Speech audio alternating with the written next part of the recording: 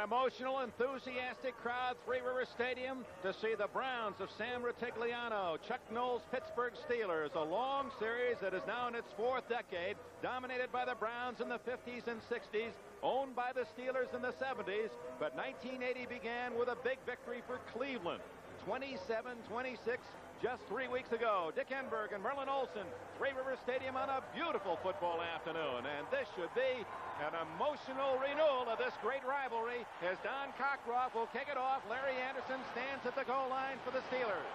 Anderson just activated. Was hurt in the opening game. He takes it a yard deep to the 10. And he's down near the 21-yard line.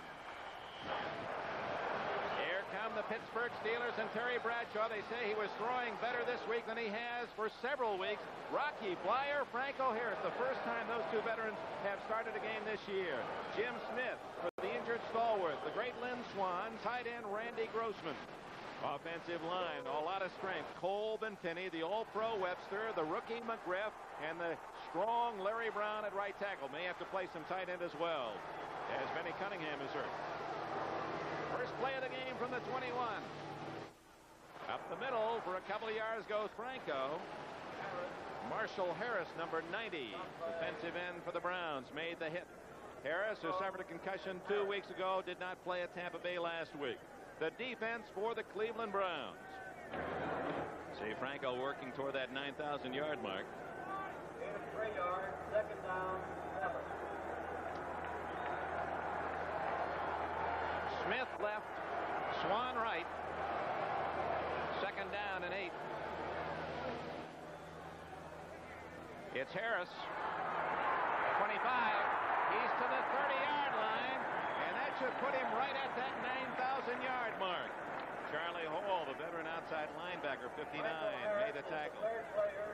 They were hoping that Franco could reach that mark early in this game. He's done it with his second carry. Nice job of coming off the right side. Franco actually runs better to his left, but you see in that play why they have missed him so much. He's missed 3 of the last 4 games and likes to play his way through the entire season. Doesn't he? I said, do you feel rested? He said, no. He said, I want to be in there every week. So Franco Harris joins Jim Brown and O.J. Simpson, the only other 2 men to rush for 9,000 yards or more in this league. It's third down and 1. Bradshaw appeared to be a broken play, and he has a first down at the 34. Looked as if Bradshaw wanted to give it to Harris. A little tentative before he tucked it away and headed upfield for the first down. Defensively for the Cleveland Browns. Harris, Bradley, 2 youngsters with a veteran Lyle Alzado. 4 linebackers, Hall, Cower, another youngster, Bam Bam Ambrose, and Clay Matthews coming into his own. Ron Bolton, Clinton Burrell at the corners, Tom Darden and Charlie Scott, the safety men, 2 good ball hawks. First down, Pittsburgh at the 34. Bradshaw's first throw of the day. Scrambling, and down he goes at the 29-yard line. Number 56, Robert L. Jackson from Texas A&M made the tackle. Jackson in for Cower. Jackson has been injured, has missed a lot of football. He is their most exciting young man. They've got him in the ball game today. They're pleased to have him back. He makes big plays, and of course, if he can keep the pressure along with that offensive or defensive line on Bradshaw, they can make his life pretty rough. Ball at the 29, a loss of 4, call it. It's second down and 14 as Jack Lambert waits for his role. He returns to the starting defensive alignment for the Steelers today. Bradshaw to Blyer. Down he goes hard at the 32-yard line. Ambrose, 52, with 59 Hall sandwiching Blyer. Yesterday, a front-page story. Rocky Flyer will become a member of the NBC team here in Pittsburgh. He is the new sports director of Channel 11 here in the Steel City. Franco Harris in the locker room said, hey, Rocky, does that mean I can tell you to put anything I want on TV? Have his own pipeline right to the television set. Of all people, Franco, who shies away from any publicity. It is third and 12, and the Browns come in with a 5th defensive back. Only Harris behind Bradshaw. Good pressure. Open. First down at midfield. It appeared to be Lynn Swan. Yes, Swan with a first down for the Steelers. Excellent pressure by Bradley from his position in the middle. Came around on a stunt. You'll see him coming in from the left side of your screen as he goes all the way around the defensive end. Watch him here. Jumps over the top of the defensive man. Bradshaw, I don't know how in the world he got that on target. Again, the strength of his arm evident there as he threw under pressure and completely out of position. Gets the ball to Swan, and well, that's a tough combination to deal with. Looked as if Bradshaw's elbow and thumb were all right on that throw. The give to Harris. He's to the Cleveland 49-yard line. A gain of a couple, wrapped up by Charlie Hall, 59, a third-round pick out of the University of Houston back in 1971. Never missed a practice in college or pro ball, 14 years. Ready to answer the bell in Pittsburgh today. Obvious from the game plan early of these Steelers that they want to control the football if they can. They're really staying on the ground. I think partially because they've got Franco in the game. He does make a tremendous difference to this offensive team. 2nd down and 8. Just underway, no score. Bradshaw off play action, has a man. No, it's intercepted, and that could go for a Cleveland touchdown. At the 35 and finally down at the 33-yard line goes Clinton Burrell, the right corner, the rookie or second-year man from LSU, and he's the Browns' hero at the moment as Burrell has his 3rd interception of the year. Tyrone McGriff over to make the tackle on him. An excellent tackle for the rookie guard, but a big break early, and one that Sam Retigliano would love to see his Browns capitalize on. They're out there. They're going to go after it very quickly. If I know Sam, he said, hey, let's get 7 now. Burrell's interception puts Cleveland in play at the Pittsburgh 33. 10 minutes remaining in the first quarter. No score. That's Newsome in motion. Sype over the middle. Incomplete. Closest man was Mike Pruitt, number 43. Good pressure by the Steeler defense is Clinton Burrell from Louisiana State University. Okay, do you have the carry? Accepts the plaudits from his teammates. 29-yard return. Brian Sype and the 2 Pruitts in the backfield. Dave Logan and Reggie Rucker, Ozzie Newsome, a fine triumvirate. Deacon, DeLamelure, DeLeon, Shepard, and Rison, who have protected Sype so very well. He's been sacked only 11 times all year. Mike Pruitt away from Wagner, and Robin Cole pushes him out of bounds at the 25 near a first down. Pruitt showing good speed. He's the number 2 rusher in the American Conference behind Earl Campbell. 8 yards on that carry. Defense for the Steelers. Familiar names. Tom Beasley in that defensive right end position with Banaszak injured. Linebackers. Ham and Lambert. He's the key. Good pass coverage for Lambert. They've missed him. Cole. Back 4 of Johnson and Blunt at the corners. Donnie Shell, second in the National Football League in interceptions with 7, and the veteran Wagner. Dick, we're going to see a lot of Ozzie Newsome in motion today. One of the reasons for that, they like to put some pressure on the defensive backs of the Steelers, who've had a little trouble covering this year. They've given up a lot of touchdowns in the air. They have not played as well against the passing game as they had in the past. A lot of that primarily, I think, because they have not generated the pressure on the quarterback that was a trademark of this Steeler team for years. 3rd down and 2. Sype, who has had 3 great games in a row against Pittsburgh throwing the ball, 300 yards or more each of those 3. Gives to Charles White. The Heisman winner fumbles. It's still free. And it goes out of bounds, I believe, still in possession of Cleveland. Cleveland still owns the football. Pittsburgh never controlled it. Finally went out of bounds in a mad scramble on the far sidelines. You have to get possession of that ball. It's not a matter of who touches it last. Once the ball is fumbled, if it goes out of bounds, it belongs to the team in possession at last on the field. And of course, that team happens to be Cleveland. Still a costly mistake. It looked like White going for the extra yardage, and you'll see him as he gets hit low, spins away. Looks like he almost regained his balance, but left the football behind. A long field goal try by Don Cockroft, 46 yards. Straight, or is it? No, it's wide to the left. And the Steeler defense gets a standing ovation.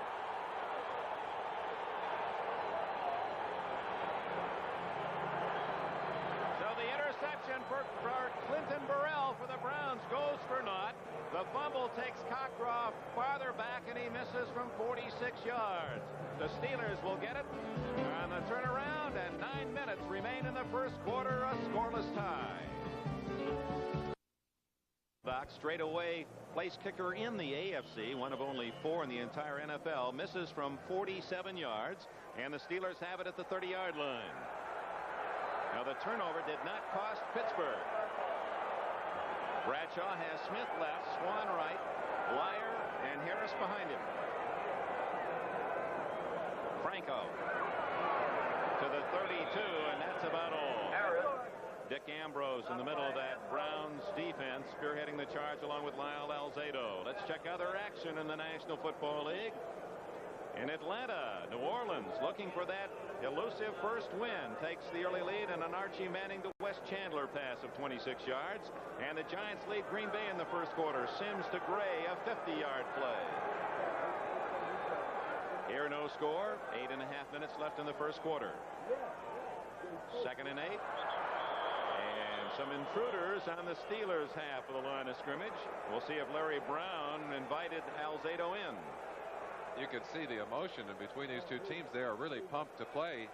Jackson getting in a little bit of action there with Penny, number 74. The officials, you'll get a chance to see it for yourself. Actually, a couple of defensive linemen, Alzado and Marshall Harris, jumping before the snap. But it was the little shot by Jackson to Penny's head, I think, that got the action going after the fact. 5 yards for the procedure call goes against Brown of the Steelers. Full start, number 79, offense, 2nd down. Very often, Dick, when you see defensive linemen jumping like that, that will trigger a move by the offensive lineman. And as soon as that hand comes off the ground, they're ticketed with that penalty. Even though Alzado from the far side had come across the line of scrimmage. Bradshaw on 2nd and 12. Screen to Harris. 30-yard line is all that Harris can get. Henry Bradley, 91, made the tackle along with Robert L. Jackson. Tyrone McGriff ran right by the tackler in that screen, and it's a short yardage. It'll make a 3rd and 10. Charlie Hall did a good job coming up from the outside to pin the action in, but the 91 from the inside, Bradley from the inside, excellent pursuit, very quick pursuit coming out. Lyle Alzado had an interesting quote prior to this game. The first game, meaning the one in Cleveland, was a battle. This game is the war. Alzado has picked up the spirit of this rivalry in a short amount of time since coming from Denver. 3rd, complete to Swan, and he has a first down at the 44. A sure-fingered tackle by Clarence Scott, or Swan might have been off to the races. 5 defensive backs in the game, but Swan able to beat one of them, Clarence Scott, on the far side. Bradshaw has him all the way here. Little finesse pass, dumps it to the outside. Swan does a good job, and as you said, Dick, almost got away from Scott for a big gainer. 14 yards on the play for the former star of the University of Southern California. And it gives Bradshaw and the Steelers another series of downs at the Pittsburgh 44. No score, less than 7 minutes left in the first quarter. Swan again. And down he goes at the Cleveland 49, just short of a first down. So Swan has his 3rd catch. That one good for 7 yards. Ron Bolton made the tackle. That's a good matchup between those two. Bolton, the most active and perhaps the most professional of those defensive backs. And Swan, of course, a renowned receiver, big play man. There's Cleveland Browns assistant coach on the sidelines. Some defensive charts. 2nd down and 3 at the Cleveland 49.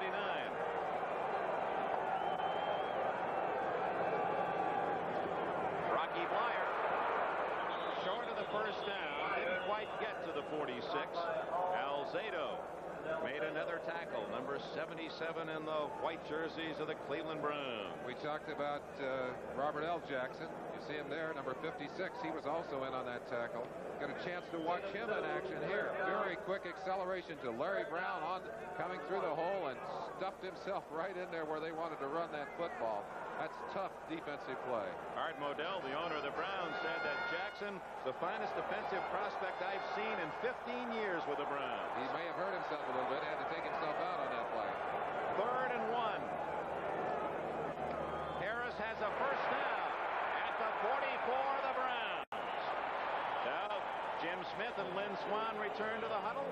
Out come the added blocking strength, and the Steelers move near that Browns goal line. They say that Rocky Bleier is almost a guard in that defense or offensive backfield. You see him plowing into the line there.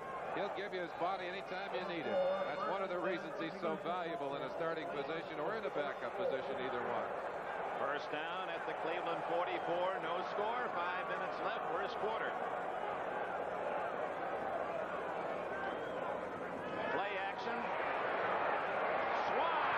Another catch at the 30-yard line. As Bolton made the hit, Swann wraps up the reception and another first down. Very often the difference in a ball game for the passing game is to get something going running. They've run the ball well. The little play action pass holds everyone momentarily. No pressure on Bradshaw, who just barely gets it over the linebacker's head. And Swann takes a real shot, rolls to the ground, but he's got the first down, and they're in on the 30-yard line. Looked as if he clamped his knees around that one to make sure he maintained control. 4 catches already for Swann. Bradshaw. 30, 20, and down at the 13, and it's another Steeler first down.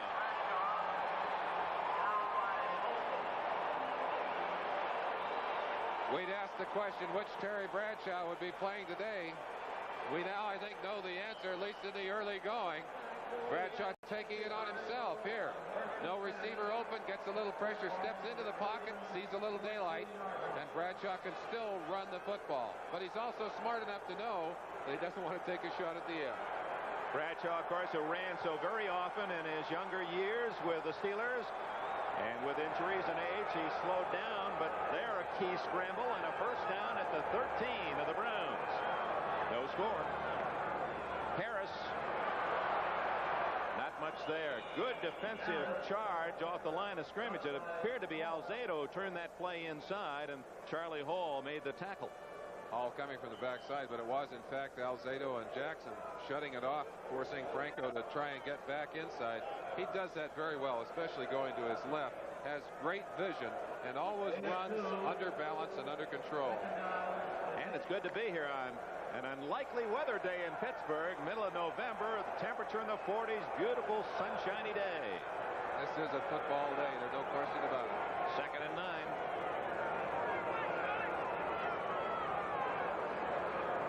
Bradshaw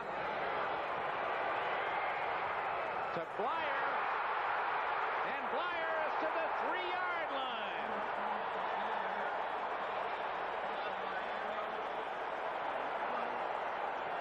That's going to be very close.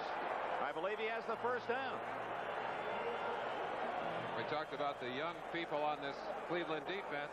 They have been putting good pressure on the quarterbacks, but they're not getting pressure on Bradshaw here. He runs away from Alzado, throws back across the field, and zips that ball to Rocky Bleier. And we've said it many times, Bleier's a money player. When you get down close, he's the guy you like to go to. It is short, as you can see, by an inch or two. Chuck Noll has a 3rd down and inches call. I think we'll see Larry Brown going to tight end here in a short yardage situation. They've sent Wolfley out to fill in one of those positions. They'll probably move Penny over to tackle and take Brown out to the tight end. As you know, Benny Cunningham hurt, not able to play today. Ted Peterson, 66, also used as a tight end, as he used 3 big blockers instead of the wide receivers. Grossman is the wing back right, 3rd and inches.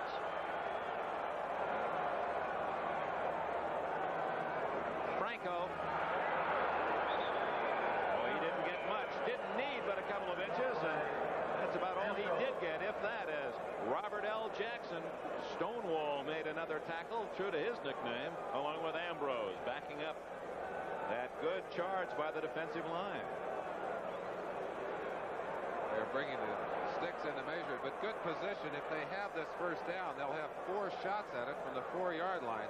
When you get down that close, you hate to have that ball resting on the 10. You'd much rather have it in on the 4 or the 3 to pick up the first down. They didn't make it. Oh, my. Credit that Cleveland Browns defense. The Steelers didn't make it on 3rd and inches. The crowd says go for it, 4th and inches. And Chuck Noll will. Chuck Noll said, yes, we will. a bit of a gamble. You don't want to lose the opportunity to score first when you have a chance like this. Will they go wide, Merlin, or will they try Harris again? I've got to believe you go inside. I've got to believe you go inside.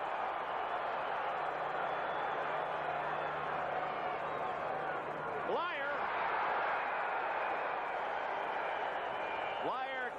appeared to get a half yard before a vicious tackle again by Robert L. Jackson. Oh, as he played a sensational first quarter.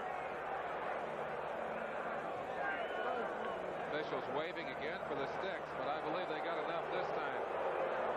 It's going to still be close. Jackson signaling that it's not enough. We'll let the officials place it down. You'll get a chance to watch it very carefully. And whoa. Couple of pebbles on the pigskin. Good enough for a first down. They talk about this being a game of inches. You just saw a few of the most important inches of this ball game being measured there. Let's see if that defense can hold as well on the next few downs. They may not get in there yet, Dick. That has to give them a moral boost. That young defensive line doing a great job on this goal line situation. Blyer ran into his own blocker, and down he goes at about the 4-yard line. Ambrose on top, and as they unpile, the last man to get up for the Cleveland Browns is the same old fella, Robert L. Jackson. He was, of course, an All-American out of Texas A&M. A severe knee injury in his summer camp as a rookie in '77. Some thought he'd never play. Pro Scouts had him rated as one of the top players in the country, top 5 players, and really maturing into all that promise this year. I can see why they missed him in the lineup. He's all over the field today. This is the 14th play of the drive. Harris in trouble, and down he goes back at the 9-yard line. Ambrose, 52, made the tackle, and Jackson was there again and taunts Harris a little bit, points his finger in Harris's face mask, and Harris takes his hand and swipes it away. Great play by Bolton, number 28, coming in from the secondary and forcing this play outside. Watch Jackson flying out there. You saw Bolton getting a piece of it. Jackson, the man, however, who finishes it up, gets over there to make sure it's shut off. 56 right there, working the face mask, getting a little work to the outside. And that is the end of the first quarter here at Three Rivers Stadium in Pittsburgh. The Browns and Steelers, no score. Statistics, the Browns had the ball, only 3 plays, and the missed field goal at the time of possession. Well, they say you can't score without the football, and that's certainly the case. The Steelers, however, have not yet scored themselves and need to capitalize on the opportunity, need to capitalize on the fact that they have controlled the football all through the first quarter. And that was part of their game plan, was it not, Merlin Olsen, that they wanted to stay on the ground more than they have been because they know when Sipe gets the ball, he usually can move them to a score. They'd love to keep Sipe on the bench all day if they can, Dick. From the 10-yard line after the 6-yard loss by Franco Harris on the last play of the first quarter. Bradshaw. Touchdown, Jim Smith. The 9th touchdown of the year for the former Michigan star.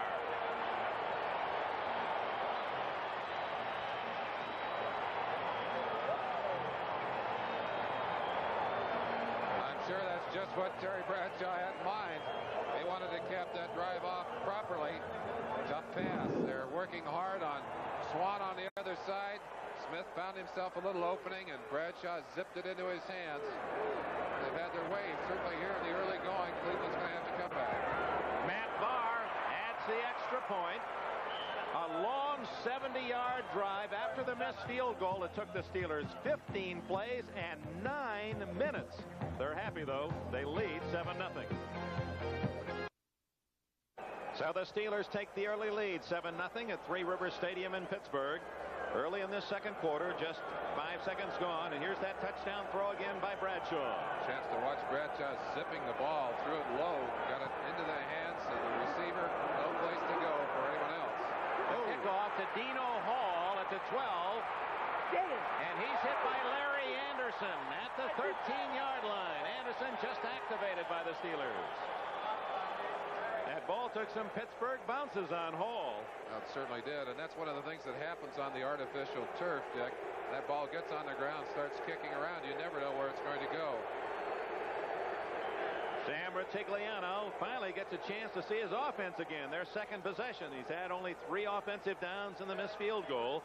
Brian Sipe, the leading passer in the American Conference, 60% at the helm. He's thrown 19 touchdowns and only 7 interceptions.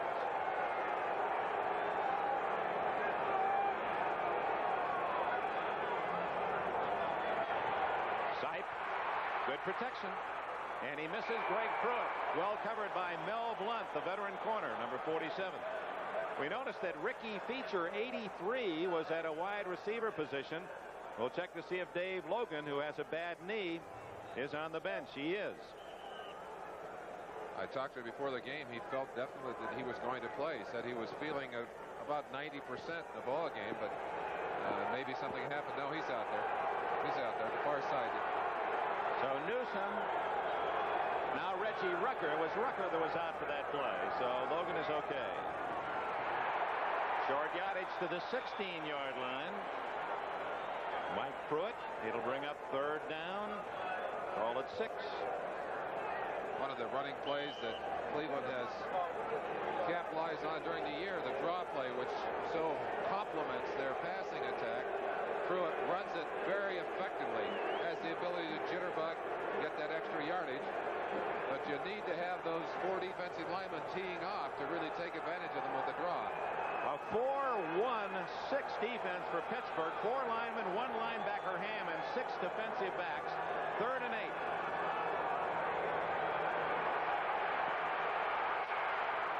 Greg Pruitt, first down at the 26-yard line. Ron Johnson made the tackle for Pittsburgh. A chance to see a stunt by big L.C. Greenwood, number 68.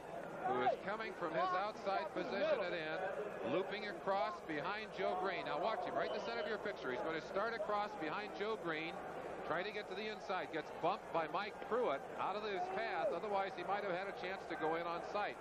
Big pickup on that play. They've got the first down. They've got themselves rolling. Ball at the 27-yard line. The Browns have their initial first down of the game. 13 minutes left in the first half. Mike Pruitt to the 29-yard line. Jack Lambert made the hit for the Steelers. You all are well aware of the fact that the 2 Pruitts are not related. Mike from Purdue, a #1 pick in '76, and Greg was a 2nd-round pick 3 years earlier after his All-America year at Oklahoma. That is what Brian Sipe has done against the vaunted Steeler defense the last 3 times out. 351, 333, 349 yards, and a total of 12 touchdown passes. 2nd and 8. Draw play to Pruitt. Big hole. He's at the 40. He's at the 50, and he's all the way to the Steeler 46. Mike Pruitt. Mike Wagner finally rode him down. Stopped by Wagner. Defensive linemen teeing off on their pass rushing situation, and of course when they're doing that they become vulnerable to the draw. Pruitt accelerating quickly, gets by Ham, who was blitzing from the outside, and once into the secondary has room to run. Ozzie Newsome, number 82, trying to get in front to help him with a little block there, but Pruitt just outran him. Mike Pruitt big at 225 with the speed to break off the long run as well. Rucker in motion, number 33. Drake Pruitt down at the 46-yard line. Mean Joe Green with a solid hit. Remindful of his all-pro years. One of the things that both Green and Greenwood bring to that defensive line and to that defense is veteran leadership. And they have played well in the past couple of weeks. They're trying to pick up the pace a little bit. A lot of people have written these Steelers off. I think the obituaries might be just a little premature. I think Joe would agree with that. 7-0. The Steelers lead early 2nd quarter. Cleveland ball, 2nd and 11 at the 47. Sipe out of the backfield. Pruitt, a one-handed catch, and down he goes immediately after a 2-yard gain. Mel Blunt made the tackle after Pruitt showing great hands, picked that off with his single mitt. One of Sipes' greatest capabilities is his ability to throw accuracy. He gets this one a little off target. Pruitt has to go up and snare it, and Blunt, who is right there, gets him before he has a chance to get his balance and do anything evasive. It's a fine one-on-one tackle, but Pruitt was kind of strung out. He had nowhere to go. 3rd and 9. 6 defensive backs again for the Steelers.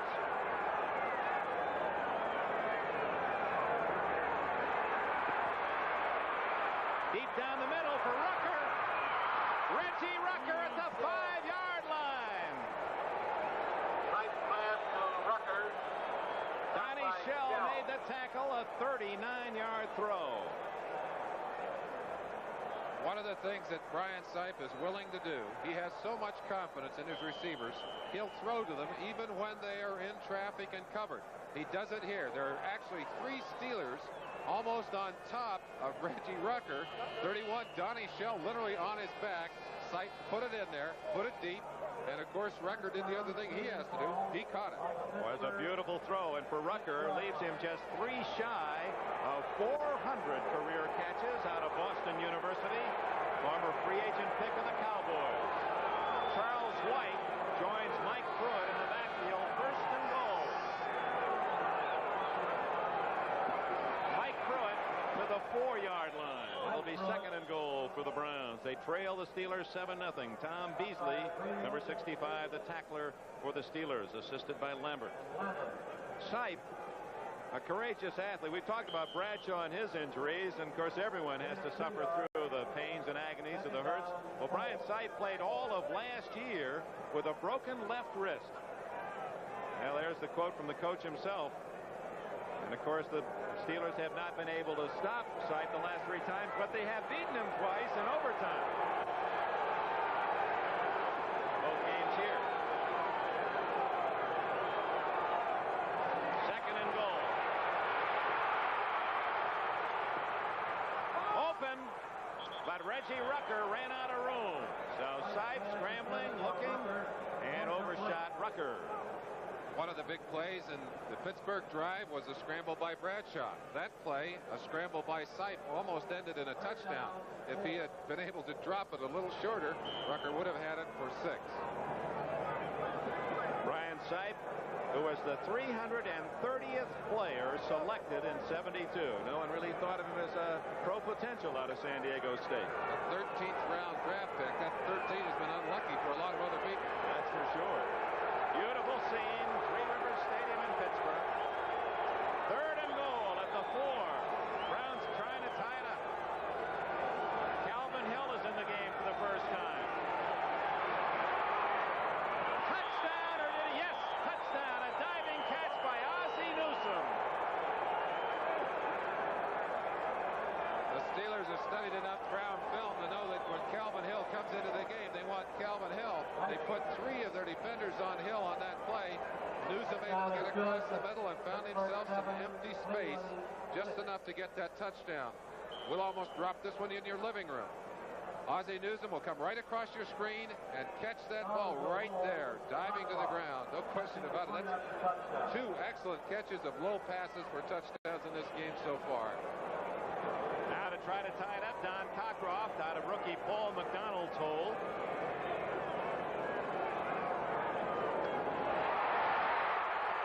And a bobbled snap, and the Steelers are still in front. Boy, does that switch the emotions in this game.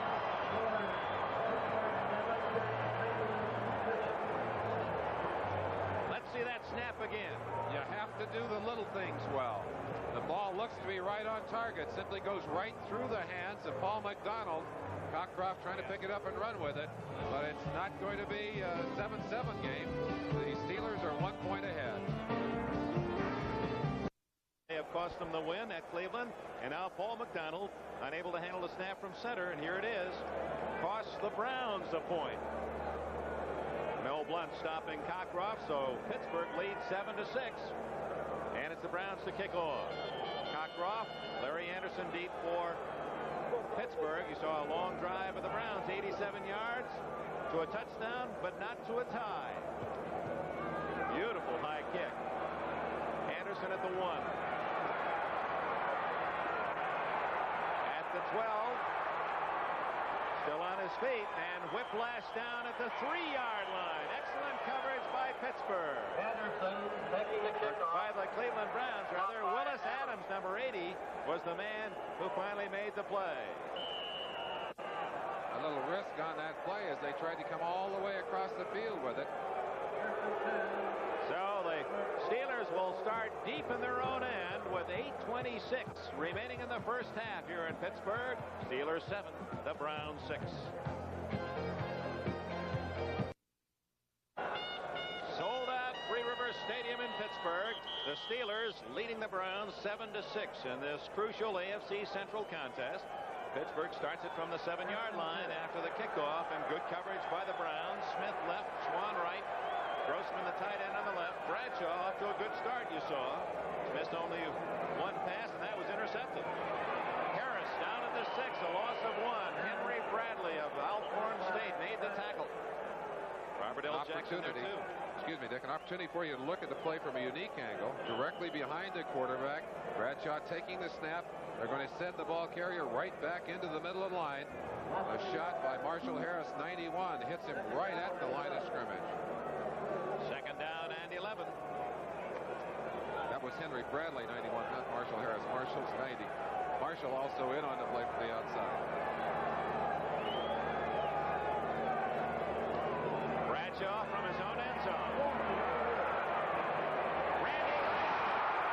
And a first down at the 30. The tight end Grossman. Charlie Hall made the tackle. 25 yards for the Steelers. We talked about the willingness of Bradshaw or of Sipe to go to a receiver who's covered. He's doing it now. Bradshaw's doing it to another receiver that's covered. That's Jackson, number 56, the man assigned to look after 84, Randy Grossman. Grossman turned him around, and you see the anger right there. He knows whose man that was.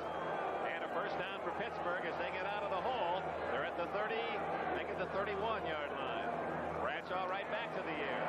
Open. Through the hands of Jim Smith on the near sidelines at the 41-yard line.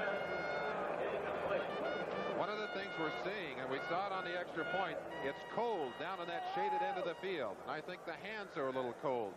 That ball just goes right through Jim Smith's hands. You saw him losing his footing. There's a little moisture on the turf there, but definitely a pass that should have been caught. I'm sure that Jim Smith would tell you that himself. Might have been a combination. After slipping down, he was worried about how close he was to the sidelines, lost a little of the concentration. Bradshaw certainly throwing the ball much more effectively and powerfully than we saw him last week against Tampa Bay. Cleveland goes with 4 defensive linemen. Bradshaw audibilizing. On 2nd and 10, swings it incomplete. Blyer, the intended target. It's 3rd and 10.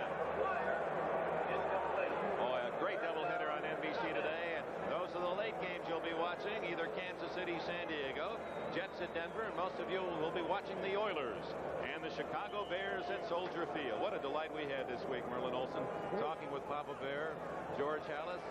We had a 1-hour show. I wish we could share all of the great comments of Mr. Hallis as he chatted with us from his offices in Chicago earlier this week. I hope you enjoyed what we did bring to you on NFL 80. We'll have more later. We've got 3 wide receivers in the bell, or in as Theo Bell goes out wide to the right. Swan on this side along with Smith. And the Browns, for whatever reason, call a timeout. So Cleveland uses a timeout with 6:58 left in the first half. And here in Pittsburgh, the Steelers lead by 1. Other scores, Baltimore leading Detroit 7-0. The Rams 7-0 at New England. Those 2 games in the second quarter. Second period, Philadelphia 14, Washington 0. First quarter, New Orleans 7, Atlanta 3.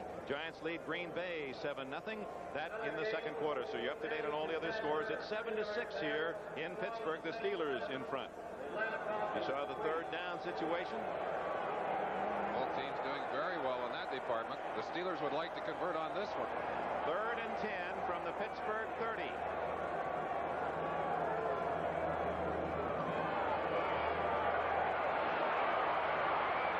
Going to be intercepted. Charlie, oh no, it's Burrell again. Clinton Burrell with his 2nd interception, and he takes it back to the 44. And Brad to the Browns cornerback. Terry Bradshaw very disappointed in that, but he was getting tremendous pressure from number 77, Lyle Alzado, who came in from the left and right hand side of your picture. Now watch Alzado. He's going to reach across the top right there, gets a hold of Bradshaw. Bradshaw literally threw as he popped away from Alzado. I'm sure he didn't see Burrell. Burrell was hiding, just snuck across in front of the receiver and snatched it out of the air. Burrell matching his season's total in this first half. He has his second interception. Central. You can see from those standings why Pittsburgh has announced that this is a must-win for them. They feel if they lose to Cleveland today, their chances not only of winning the division, but just getting in the playoffs are very slim. And 2 interceptions by the Browns of Bradshaw passes, and the second now by Burrell has put Cleveland at the Pittsburgh 44. Sight wide open. Incomplete. Mike Pruitt. It appeared that pass faded a bit. Pruitt trying to encourage it to get there a little sooner, and finally it went off his fingertips. Sight getting that ball off under some pressure, although it looked like he might have had time if he'd stepped up. Number 73, Doug Deacon, is in that offensive line. They're pleased to have him back in there. He's been injured and has missed some football for them. They feel they're stronger when he's in at that tackle position. There he is, number 73, breaking, heading for the line. From the University of Illinois, this team's good humor man keeps everybody loose. 2nd and 10. Sight almost intercepted by Jack Lambert. Lambert had it right in his arms, couldn't come up with it. We'd mentioned the fact that Lambert has been out of the lineup. The thing they miss most about Lambert is his ability to cover. Now watch his feet, how quickly he reacts to pass, and look at the depth that he gets here. Way back into the secondary, reads the play perfectly. Rucker there just in time to bump the ball. You see the reaction, the emotional reaction of Jack Lambert. That's one of the reasons he's such an outstanding player. Here it is again. Rucker got in the way. It was not a clean chance by Lambert.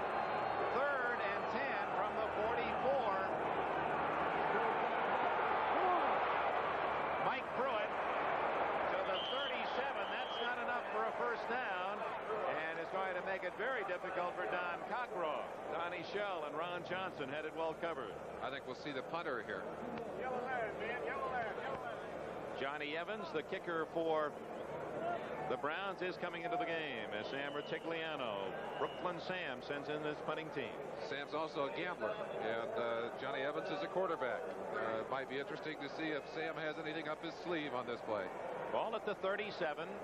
Evans averaging less than 39 yards a punt. Doesn't need a long one. Oh, here we go, Merlin Olsen. And Evans from a quarterback set gives to Charlie White.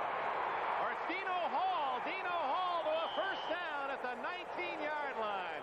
Yes, indeed. Rutigliano threw the dice and came up with a winner. Chuck Noll very unhappy at the reaction of his special team troops on the field.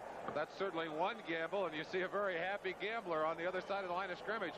Smart call. As we said, Johnny's a quarterback. Johnny Evans, he came up, just took the quick snap, handed it off, flipped it out there. Big play to Dino Hall. Dino Hall's first rushing attempt of this season, but what a big one. 19 yards and a first down inside the 20 of Pittsburgh. Hall, one of the smallest men in the league. 5'7", 165. Trailing 7-6, Cleveland's ball. Mike Pruitt to the 15-yard line. Stopped there by L.C. Greenwood and company.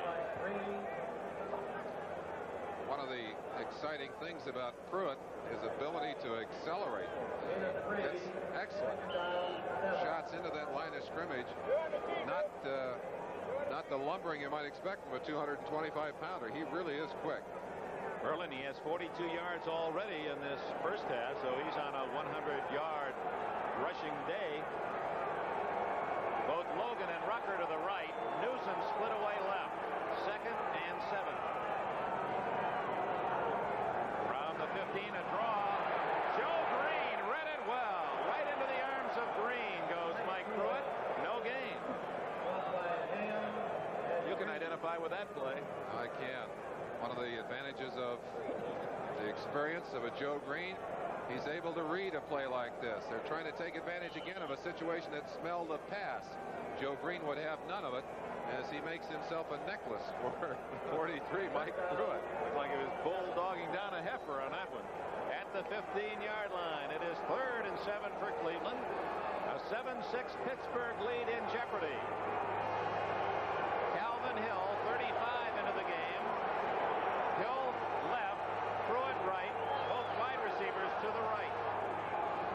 At the 15-yard line, Logan, touchdown. Was he in bounds? Yes, touchdown for Logan. What a play by Logan. He does it week after week. We talked about Sipes' willingness to throw it to a man that's covered. Donnie Shell was actually in the greatest of position, had anticipated the call. He was there ahead of Logan. You'll get a chance to see it yourself. Sipe just throws it up, and Logan goes up and takes it away from Shell. Shell actually in better position to catch the ball than Logan, but Logan the man that came down with it for the points. Not only to catch it, Merlin, with a one hand, but to do that little dance step and stay in bounds. Logan, who has had some great games against the Steelers, makes a big catch again. Now the try for point. And it's good. Now Cleveland takes the lead for the first time with 4 minutes and 12 seconds left in the first half. Burrell's interception sets up Sipe, a fake punt, and then Sipe to Logan for the score, and it's 13-7 Browns. Game and watching the score of the Rams-New England game. The first reports had the Rams in front 7-0. We've just seen Dave Logan, a marvelous athlete, a 3-sport star at Colorado, showing his grace, his fine hands, his quick feet, and Cleveland has the lead. Sam Rutigliano last night said, I can't remember when my starting receivers dropped the ball. He said it's been a long time since any of them dropped the pass. They really do have great hands. Cockcroft kicks it. Larry Anderson waiting at the other end for Pittsburgh. At the 11. The 20. And down at the 24. So Cockcroft twice has kicked the ball into that far corner. And unable to traverse the field last time, the Steelers had to start deep in their own end, and they get it only to the 23 this time. Dino Hall, little Dino Hall, number 26, made the tackle. Sam Rutigliano had to be pleased with that last drive. It was extended on 4th down and fairly long yardage on the fake as Johnny Evans, the punter, moved in under center and handed it off to Dino Hall, who picked up the first down. Bradshaw, 8 for 12, 96 yards, 1 touchdown, 2 interceptions. Franco. And the Browns swarming all over the star of the Steelers. Robert L. Jackson spearheading the charge, and we hear some boos for the first time from the Steeler faithful, or unfaithful as it may be. Dick, we asked the question at the opening of the show, which Terry Bradshaw were we going to see today? We've seen both in this contest. Bradshaw has been brilliant at times, but the 2 interceptions have really changed the character of this game. Bradshaw sends Swan, who has 4 catches, to the right. Smith with a touchdown is split left. 2nd and 11. Rocky Blyer on that inside handoff. A quick trap gets to the 25-yard line, but that'll bring up 3rd down and 8. Dick Ambrose 52 and Charlie Hall 59 for Cleveland. That's Cleo Miller on the special teams, getting a re-ramp of that ankle. One of the interesting aspects of this game, both of these quarterbacks call their own plays. There aren't many games around the country where you have 2 starting quarterbacks who do call their own plays. Right now, Bradshaw calling a very conservative game. I'm sure that the second of those interceptions had an impact on him emotionally and mentally. 2:50 left in the half, 3rd down and 8. Bradshaw, incomplete. Lynn Swan, a tough chance, one he normally catches. He was covered by Clinton Burrell and Judson Flint. A chance for you to watch Lynn Swan in action, working head-to-head with Judson Flint. 6 defensive backs in the game. Swan wants to drive him off and come across the field. The ball is going to be thrown low. He'll go for it. Flint ends up on his back, and I'm sure that hurts those ribs. Swan still nursing cracked ribs. Feared that ball went right off his chest. Now Cleo Miller, that injury to the ankle, fairly serious. They're going to cart him off on a stretcher as Colquitt, first punt of the game. At the other end is Dino Hall at the 28, the 35, 40, and 42-yard line goes Hall, and a flag is down. Craig Wolfley made the tackle for Pittsburgh. So Hall, who had that key run on 4th down in a punting situation, returns the punt to good field position for the Cleveland Browns. Let's check the penalty flag. Keith Wright, normally the man we'd see on those punt return situations, injured a knee, not going to be able to play. Dino Hall did a fine job there, but I'm afraid they're going to march it back because of the injury. They may be just taking a... We'll listen to the official here. Holding number 21 on the run back. First down. Oliver Davis guilty of the hold. A timeout as Cleveland has possession. 2:29 remaining in the first half here at Three Rivers Stadium in Pittsburgh. The Browns have the ball, and Sam Rutigliano's Cleveland team enjoys the lead. 13-7 late second quarter.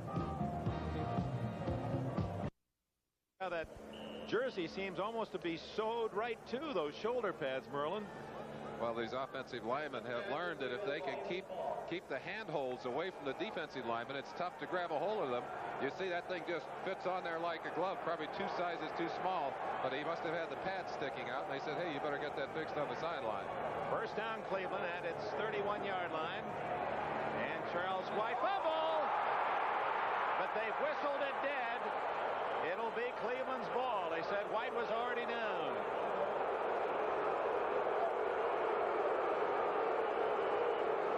Big break for the Cleveland Browns. Charles White still not exhibiting the kind of concentration that Sam Rutigliano would like to have. Let's get a look at it from behind here. A nice hole. That's 58 Lambert coming across. He did hit the ground. Ball did bounce loose after the fact. Good call by the official. So White, 2 carries. He's fumbled both times. 2-minute warning given here in the first half in Pittsburgh. The Browns lead the Steelers 13-7.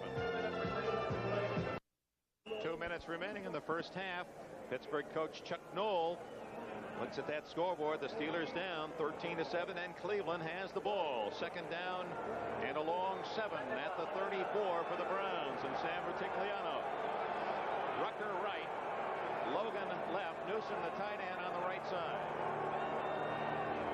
Fake to Pruitt. Sight complete at the 40-yard line. Despite the submarining tackle of Jack Ham, Mike Pruitt able to come up with a football.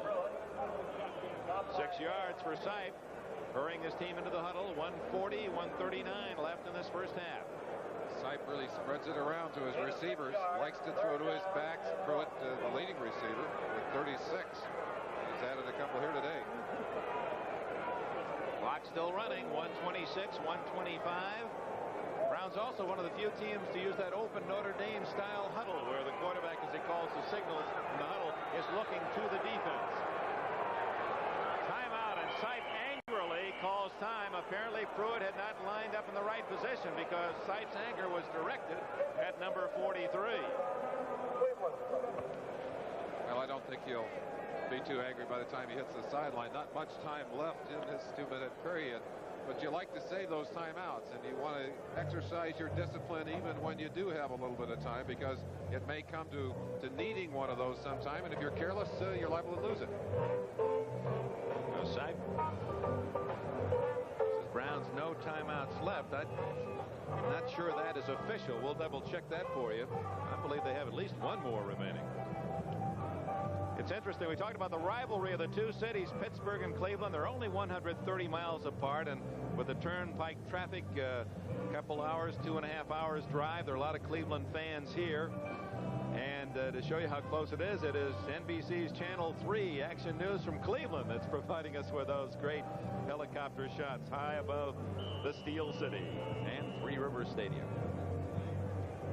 And a packed Three Rivers Stadium. I don't think there's room here for, well, you might be able to squeeze a cat in here somewhere, but I don't know where you'd put him. There, the official timeouts left. The scoreboard was not accurate. Cleveland has one timeout remaining with 1:14 seconds left. Well, I understand. I had looked at the wrong number on the clock with 1:14. I understand his anger.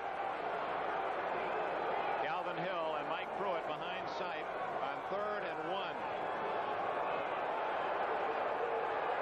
And another timeout, and confusion again. Sipe saying, hey guys, what's going on here anyway? Sam Rutigliano is going to introduce his running backs to the playbook. They both shifted to the right. Well, Pruitt said, you were mad at me last time. I'm moving no matter what you call.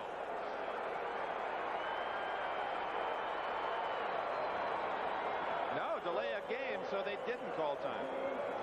That's right. You can't call two successive timeouts without a play between or the other team calling a timeout. Well, Sipe and his teammates in the backfield were a little embarrassed by that one, as is Sam Rutigliano, I'm sure. It's been a great year for this offensive team. They don't want to make silly little mistakes like that. Cost them a chance to get some points just before the half here. 3rd and 6 as Lambert in the middle of that Steeler defense. From the 35-yard line, Sipe intercepted. Mike Wagner. Wagner to the 25, 35, and to the 32. A big break for the Steelers.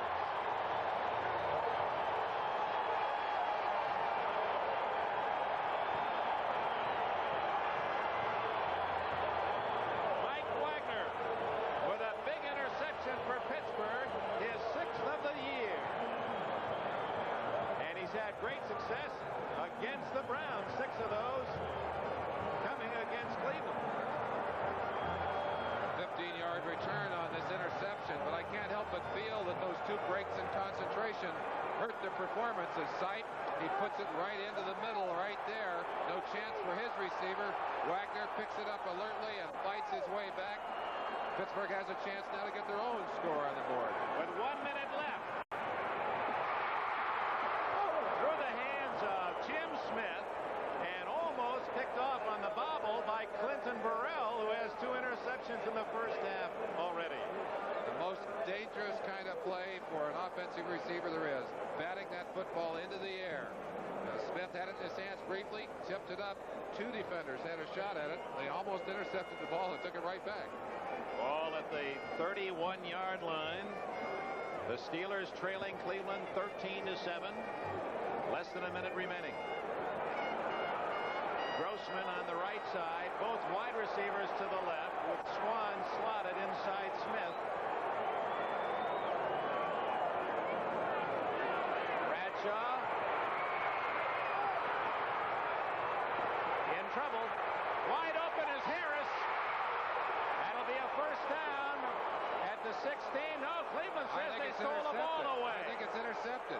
Charlie Hall got it. Charlie Hall picked it right out of Franco Harris's hands. You talk about a pickpocket. He came in right on top of Harris and actually stripped that ball away from him on the way to the ground, took it out of his hands, and ended up rolling away. The official hadn't seen it until Charlie Hall got up with the football. And you see the reaction of Bradshaw. You can't blame him. He found the open man, got the ball to him. You'll see it at home for yourself here. Bradshaw's going to scramble for his life a little bit. Finally spots the receiver on the other side of the field, gets it off. Franco gets the ball. Now watch Charlie Hall. Comes right in, strips the ball loose, takes it away from him, and rolls away. Well, they went down. Both players had their hands on the ball, but Hall with the momentum to roll away from Harris. That's a tough call. And now the Browns apparently with that 13-7 lead. Well, whoops, a little extracurricular activities, some kicking and shoving. And we told you about the intense rivalry. There are a lot of players that don't like each other in this matchup. And that's the first flare-up. Ozzie Newsome, the receiver that was down on the ground, felt like he'd been dealt with a little unfairly. Came up with his feet in the air, being backed up by a few of his teammates. But cooler heads prevail on this particular occasion. Robin Cole, 56, involved in the fracas for Pittsburgh. Clock shows 14 seconds left, and we will probably not have another play. That's going to be it here in this first half. The fans expressing their disappointment and anger and frustration as the first half comes to an end. Cleveland, the Browns have never won in Pittsburgh in Three River Stadium. 10 straight. Oh, still a little extra. Charles White 25 and Mel Blount 47 involved in that little helmet tapping. You need crowd control. In this case, you need security to keep the players separated. This is an unusual situation because the two teams have to cross on the way to the locker room. And you can get an idea of the emotional level of both the Steelers and the Browns. And you better believe there are a few words being exchanged down there. It'll be interesting to see if that spills over into the second half. Oh, wouldn't you like to be in those two locker rooms at halftime? Joe Green leaving the field. We had to speculate now as to whether maybe someone has been thrown out of the game. We'll check on that as well. Green is obviously more than just slightly upset by whatever's happened as he walks off with George Perlis, his assistant coach. So, the end of the first half in Pittsburgh's Three Rivers Stadium. Living up to all of its pregame publicity. At halftime, it's the Browns 13, the Steelers 7. Off the score, the Browns 13, the Steelers 7. Upset at the end of the first half. Let's go, There are the statistics officially. Steelers still controlling the game in time of possession, although the Browns controlled the second half of the game. They got more than their share. Stats pretty equal. Of course, the big number there, the difference, the turnovers. 3 Steeler turnovers, 1 Brown turnover, and the difference in score resulting. Dino Hall and Charlie White to return for Cleveland. Barr's kick, a sidewinder to Hall at the 11. 30, and out of bounds out at the 40-yard line. Dino Hall. Well, every little man who would like to play this great game of football have to relate to Dino Hall. 5 feet 7 inches tall, 165 pounds, and he's a dynamo. I'll tell you how important this game is to the Steelers. They've put a lot of their first-team performers out there on special teams. It's Mel Blount, number 47, the man who takes Hall down, actually has him out of bounds, just takes him to the ground. McDonald Oden, number 84, being attended to at the Cleveland 27-yard line. Backup tight end, the rookie from Tennessee State, injured while throwing a block on that return. And they're reaching for that left knee or ankle. Cleveland gets themselves good field position to start this second half. And we understand, speaking of injuries, the latest report on Cleo Miller, the veteran running back for the Browns, taken off the field in the first half, is he has a severely bruised leg. They do not feel it is fractured, so that is good news. Certainly one of the things you don't want to do this late in the season is lose key players. You don't even want to lose key special teams players because everyone contributes. And I'll tell you, those lists get awfully short. You're only allowed 4 moves. In fact, the Steelers have used up 3 of their moves. They only have 1 left. They're really concerned. First play of the second half. Logan to the left, Rucker right from the 40, and Sipe comes out throwing. Flag down. Intercepted by Robin Cole, 45-50. And Cole is out of bounds at the 47-yard line. Remember, flags are down. What a one-handed intercept by Cole. Let's see if it counts. I believe that's Cole's first interception. He's known as a player of the run, but I think where that flag is thrown, it may well go against Pittsburgh, and if so, Cleveland will maintain their possession. It would be Cole's first interception as a pro ever, and now he's hoping that it will count. It doesn't look as if it will be, judging by the early reaction of the Steelers.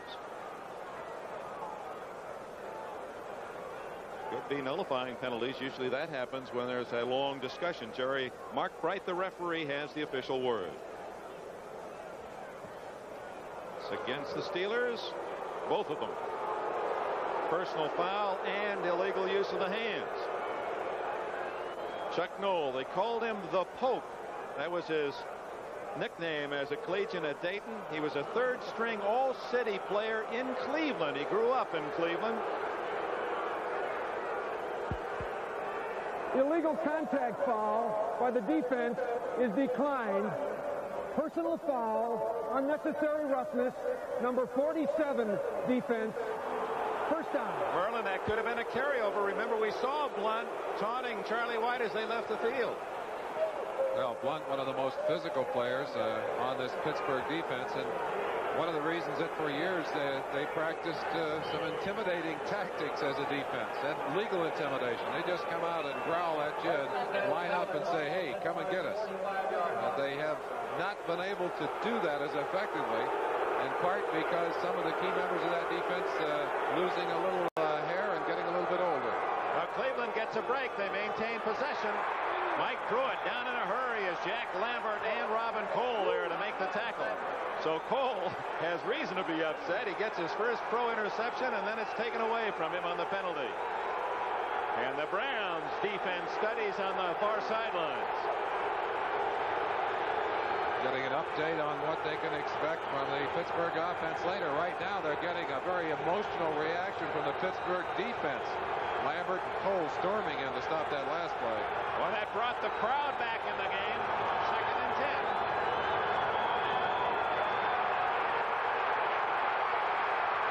Flag down.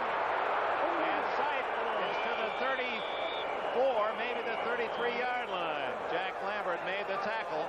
We may have holding against Cleveland. The flag is thrown back where Sipe started his move forward. Yep. That nullifies a 12-yard run by Sipe. A run that looked very much like a previous run by Terry Bradshaw. Quarterback's no longer feeling that it's the macho thing to do to try and run over the defenders, and certainly it isn't. But the long season and the importance of that man, you want him on the ground. Holding number 73, offense, 2nd down.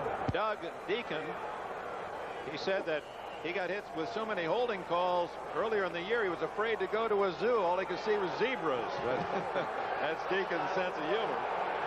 That's a kind critical of a shame that we give them that recognition. They don't get much besides that at times.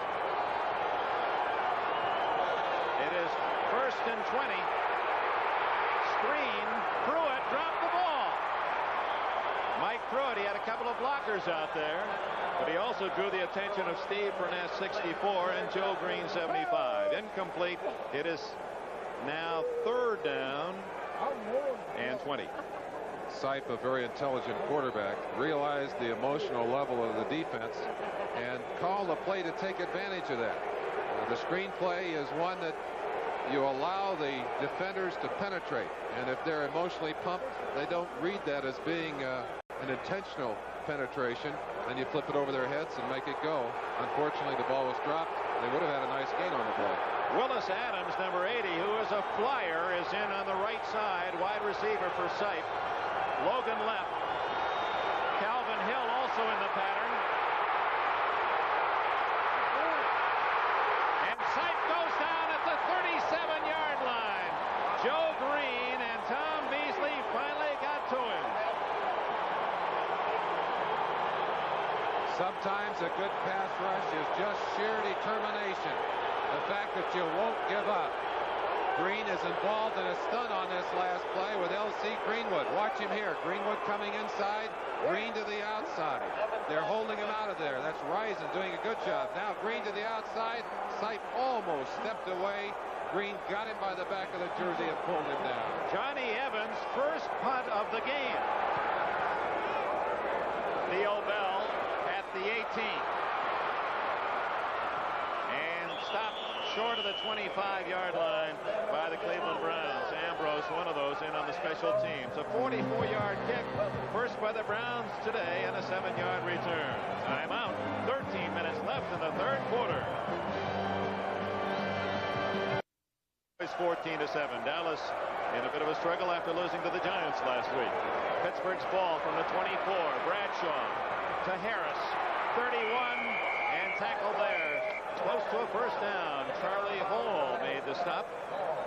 Franco Harris, they ran him a lot in the first quarter, but the Browns defensed him very well. He gained barely over a yard per carry in the first half. I think he had 7 yards in one of his first carries. So most of the latter part of that first half was very futile for Franco Harris. One of the reasons, he said his timing was off. He's missed 3 of the last 4 games and really is a kind of a slow starter anyway. They need him to get started in this second half. Ball at the 33. Rocky Blyer. First down. Tyrone McGriff threw a terrific block on the corner. The rookie from Florida A&M, the last man selected in last spring's draft, a terrific block. The Pittsburgh Steelers love to pull those guards. McGriff, a devastating blocker. A tremendous collision there with Robert Jackson. Now watch this. Jackson came up pointing at him, and McGriff points back. He said, hey, you want it? Come on and let's get it on. Don Nottingham was picked by the Colts back in '71, the last player, and certainly played very well for Baltimore and Miami. And McGriff doing the job as a rookie for Pittsburgh. First down at the 38. 13-7. Pittsburgh trailing the Browns. Bradshaw has a man open. Smith, first down at the 40.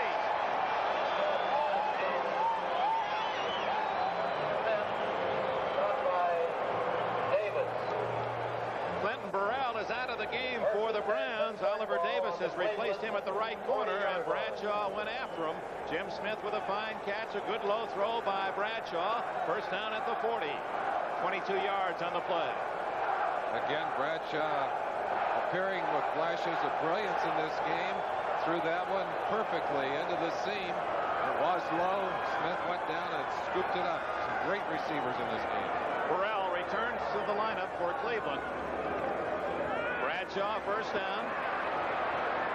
Randy Grossman, and Burrell makes the tackle with Robert Jackson assisting at the 34. We ought to check the Browns. Are you sure there isn't more than one number 56 out there? That Jackson has been all over the field. Well, I think he's one of the Browns' most emotional in this game. He plays that kind of big play football, though. The one thing that would be alarming for me if I were sitting on the Browns side of the line of scrimmage right now or on their sideline, Bradshaw has had a tremendous amount of time to throw the football here in the early going in the second half. You can't afford to give him that much time, just as you can't afford to give Sipe that much time. Second down, call it 4. 13-7. Cleveland leads Pittsburgh in this third quarter. Franco Harris has a blocker. He's to the 25, the 24, a first down. John Kolb, 55, led the way.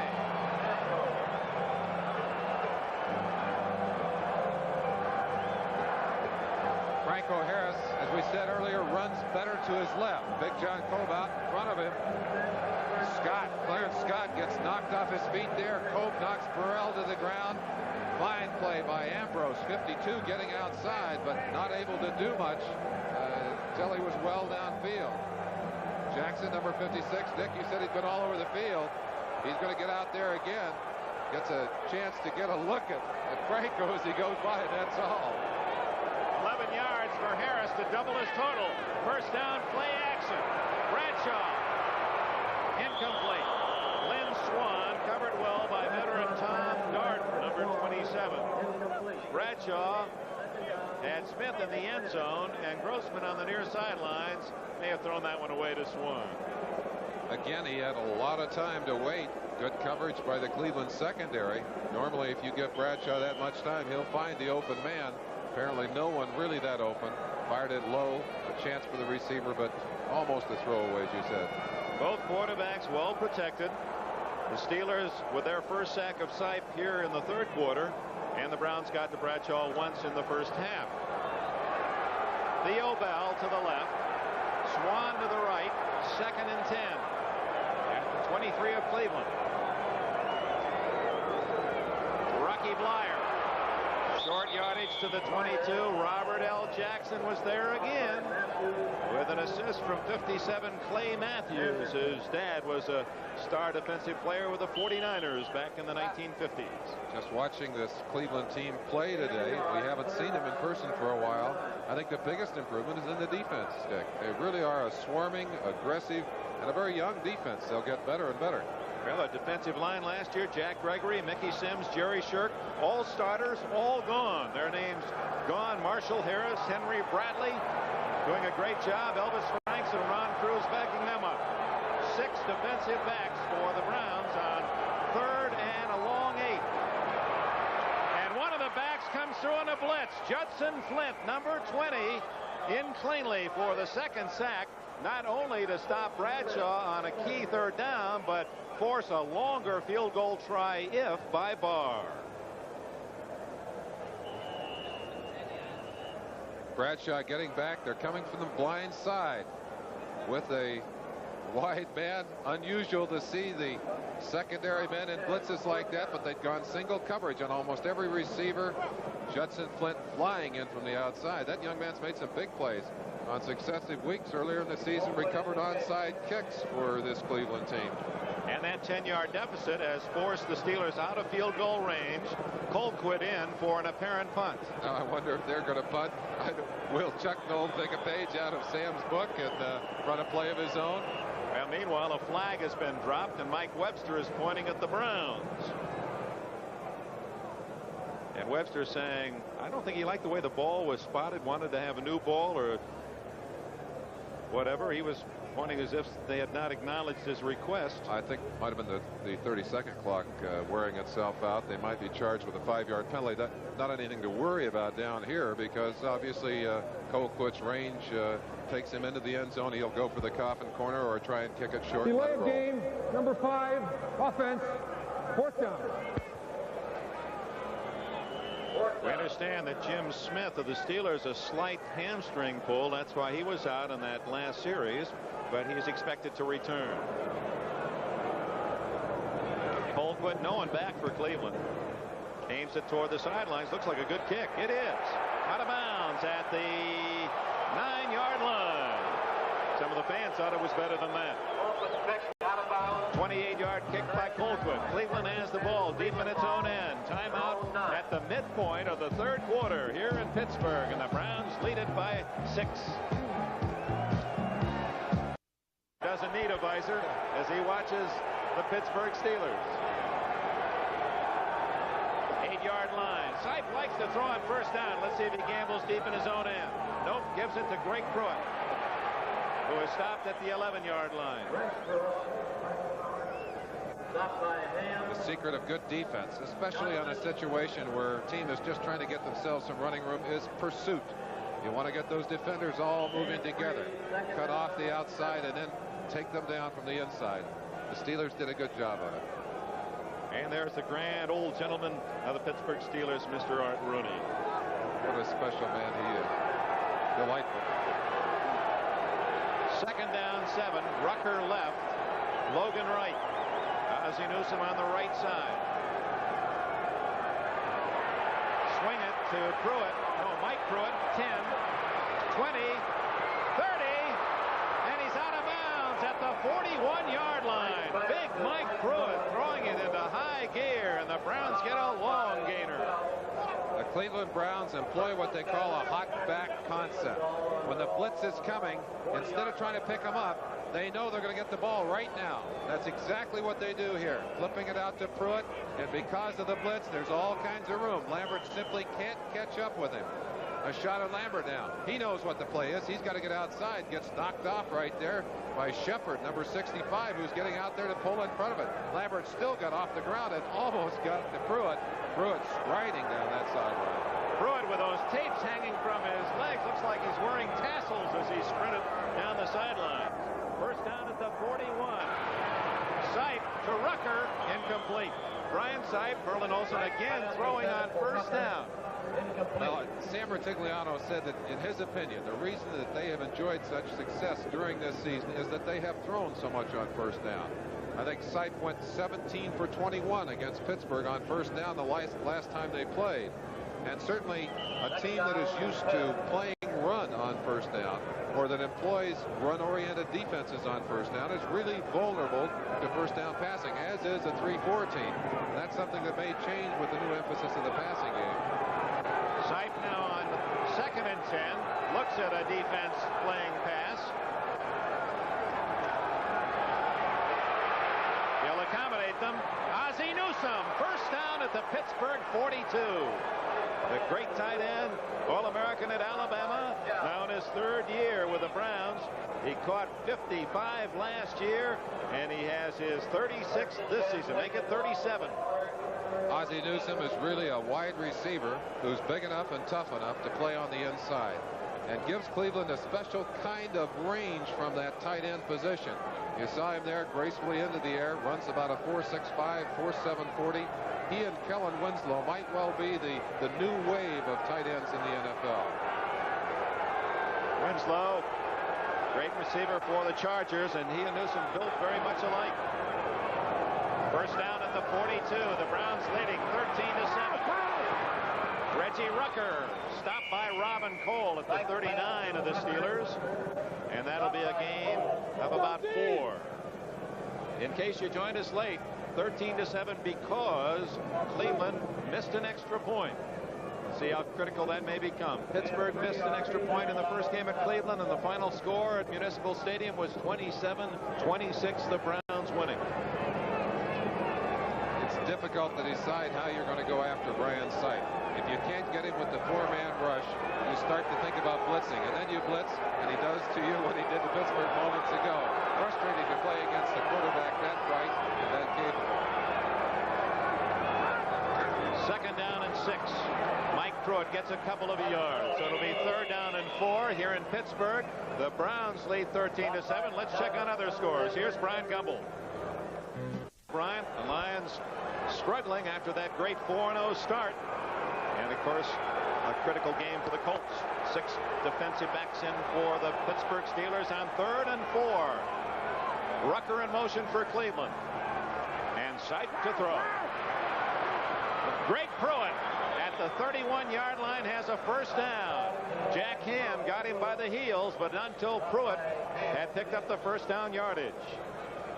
One of the things that Pruitt will do is to slip around in there and give you a chance to get him the ball in 1st down territory. Sipe is making them defend the whole field, spreading them out. You'll see Pruitt just slip into the bottom of your picture. Come on, Greg, there you are, right there. A chance to watch the entire defensive secondary, and you saw how much room there was in the middle. That's the hole they were going after. Pruitt almost took advantage of it. Action 3 helicopter from Cleveland, Ohio, came down to get us those great aerial shots today here in Pittsburgh. 1st down, Cleveland leading 13-7. Less than 4 minutes left in the 3rd quarter. Up the middle goes Mike Pruitt and runs into Jack Lambert and others at about the 28-yard line. Robin Cole also there. Lambert, who was a picture of frustration at Tampa Bay last week. If you saw that telecast, he couldn't wait to get into the lineup and did. He said, I may not have been my 100% best, but I sure yelled a lot. I made a lot of noise. He did too. He was noisy out there. He is a highly emotional player, and that's infectious emotion. And it's also more than emotion. He plays the game. He just doesn't talk about it. 2nd down, a short 8. Sipe. Oh, he had Pruitt open at the 10-yard line, but overshot him. And the reason that he may have been long on the throw was that 65 Tom Beasley was right on top of the Browns quarterback. They also happen to be blitzing again. They haven't given up on that. Again, having a frustrating afternoon trying to reach Sipe. They've had difficulty getting to him. Joe Green did get him earlier, but he's had quite a bit of time to throw here. And as we said earlier, Retigliano and his pregame conversations had said, if you can't get to Sipe, you can't beat us because we'll get you. And the both touchdowns for the Browns are on throws by Sipe. He has Calvin Hill in the backfield along with Pruitt, Mike Pruitt. 3rd and 8. Intended for Rucker and nearly intercepted by Lambert. Mad at himself, but he would have been superhuman if he'd have come up with that one. Not a good throw by Sipe on that particular play. He's been very consistent today, but that throw could have been a little higher and would indeed have given them a 1st down had it been caught.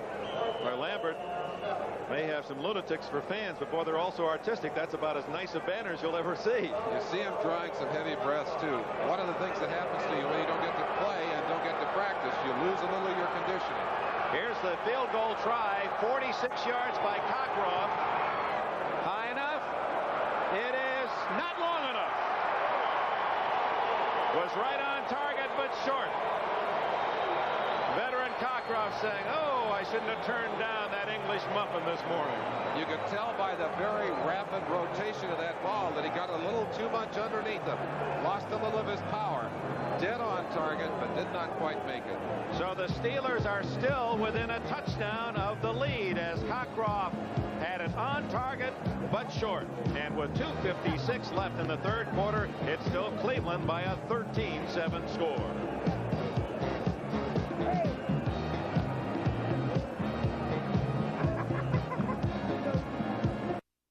Cleveland Browns history. Lou Groza, of course, Sam Baker, and Cockroft. That's been it.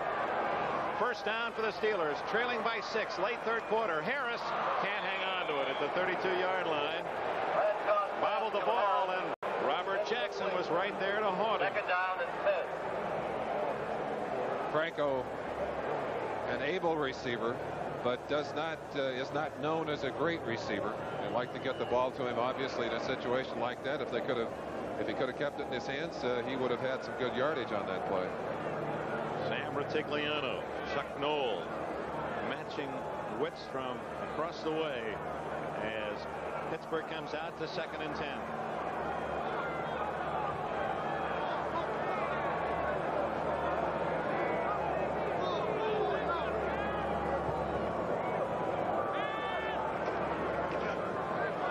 To Harris. They just got that one off before the 30 seconds expired, and Harris gets out to about the 33-yard line, where Marshall Harris makes the tackle, number 90.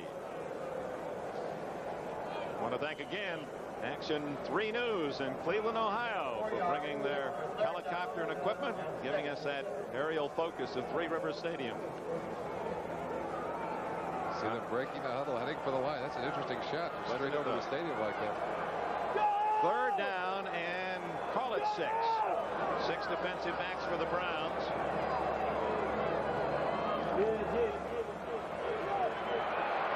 And they get Bradshaw. Number 57, Clay Matthews, got the first piece of him with 94, Elvis Franks, a rookie from Morgan State, finishing him off. There's Matthews. He was in on a blitz. That's the 3rd sack of the day for the Browns, who've been getting pressure, and they got it out of the blitz again. Single coverage. They were able to cover those receivers well enough to keep Bradshaw from throwing. And again, coming from his blind side, they're after him in a hurry. Terry's credit, he's working with bad ribs, a bad elbow, a bad thumb. He is not a healthy man. He's occasionally been known to get it off under those circumstances. Picked by Colquitt. Dino Hall at the 29, 35. 40, 44, a flag is down as well. A very late flag, I might add. It appears to be against Cleveland. Mike Webster, who snapped the ball, made the tackle. 52 Webster. What a story. He has appeared on every offensive play all season long for Steelers. Snaps on the punts, all the placements. And talk about a man durable and giving you all he can. Mike Webster, the All-Pro. It is against the Browns, as you saw, and that'll push Cleveland back deeper into its own end and nullify that excellent return by Hall. Illegal use of the hands, number 83 on the run back. First down, timeout. Ricky Feature pushing number 85, Calvin Sweeney, in the back as he headed down the sideline. He was the contained man. And no timeout. Less than 2 minutes left in the third quarter. Done a great job with them. Many folks, those of us included, thought this would be a high-scoring game, but it's not thus far. 13-7 late in the third quarter. Brian Sipe, 11 for 21, 2 touchdowns, 1 interception. Greg Pruitt. Some running room. He's to the 40 and all the way to the 45-yard line before he's wrestled down by Mike Wagner. One of the things you have to do if you're going to spring it back loose is take care of the linebackers. And one of the best linebackers in football, number 59, Jack Ham. But on this particular play, he takes a Mike Pruitt in the chest, goes to the ground, and Greg Pruitt showing us something we haven't seen from him in a long time. Explosive speed, good cutting, a nice first down for the Cleveland offense. They did it on the ground. They haven't had many on the ground like that today. Greg Pruitt, who's rushed for around 5,300 yards in his fine career with Cleveland. 45-yard line, first down for Sipe. Last minute of the third quarter, swings it to Mike Pruitt. And he's down at the 46. Robin Cole got a piece of him, secured by Lambert. It'll be 2nd and 9. Sipe looking off the defense for a long time. Finally flipped it outside. Really not much gain at all on that play. The other scores, third quarter, Buffalo still in front of Cincinnati by a touchdown. Third quarter, Baltimore leading at Detroit 10-0. 14-10 rather. The Patriots now have gone ahead of the Rams in the third quarter. 17-0. The Eagles winningest team in football, pro football, winning again today at Washington. Sipe. Open. Newsom. Oh, what a catch. What a catch by Ozzie Newsom. He picked that one right off the carpet at the Pittsburgh 33. Well, you hear it often. We talk about great hands. Great receivers need to have excellent confidence in themselves and concentration on the ball. Watch the total concentration on the football.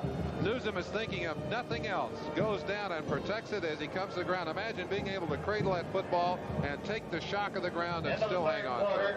Now Cleveland in great position at the Pittsburgh 33 with a first down as the third quarter comes to an end.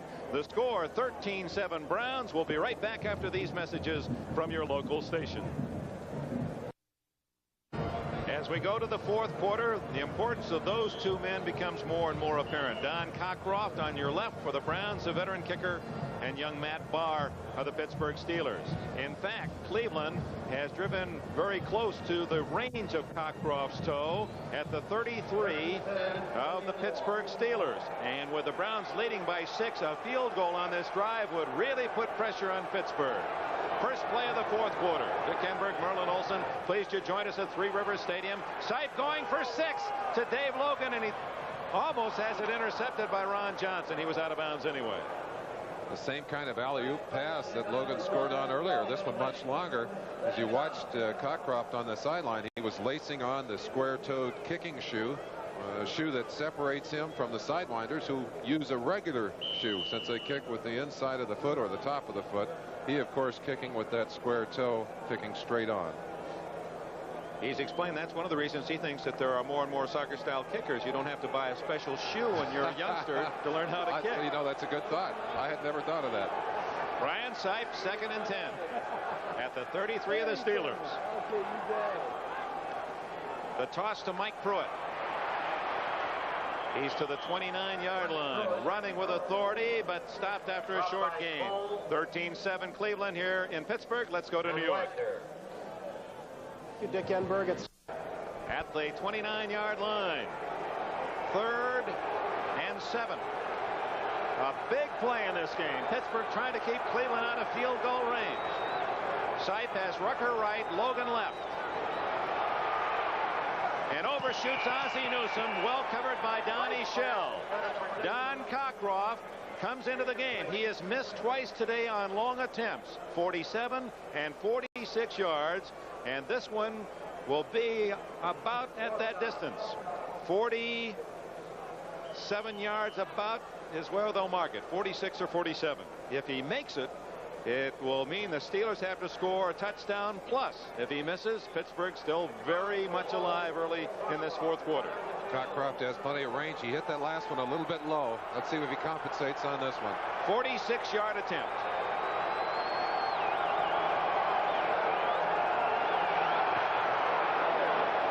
No good. And nearly blocked by Ron Johnson. Johnson actually in so quick that he went by the football. If he had been a little slower, he would have blocked it, and I'm sure that had an impact on Cockcroft, who pulled it off to the side. So the Browns, another impressive drive, but they come away again empty-handed.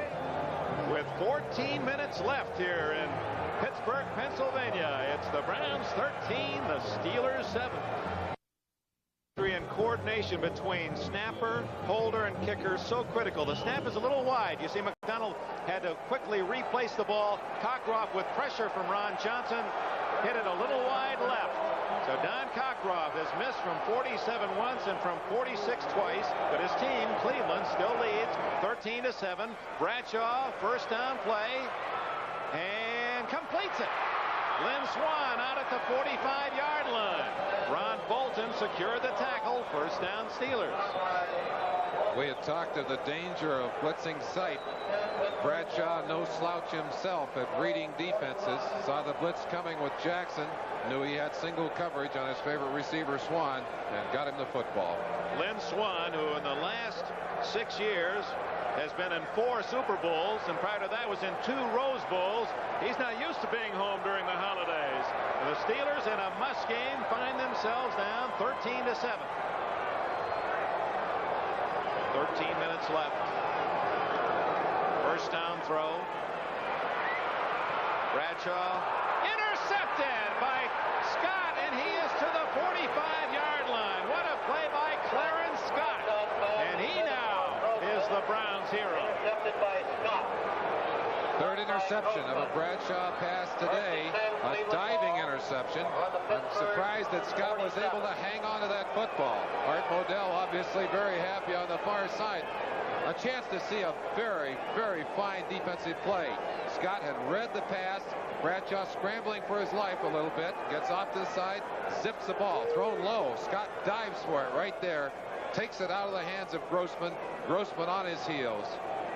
Scott's first interception of the year, his 29th in his career. He's never made a tougher one, and the Browns have it again.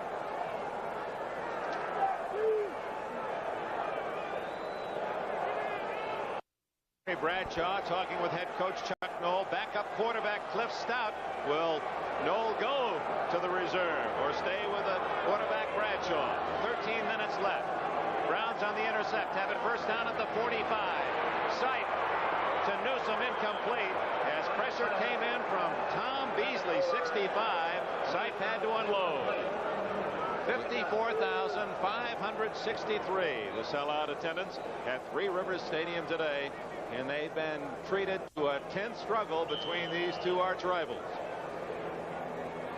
Full house. They've had a full afternoon of football, and it's certainly not over yet. Steelers just one big play away from going ahead in this game. Cleveland very much would like to put some more points on the board. They'd feel a lot easier if they could.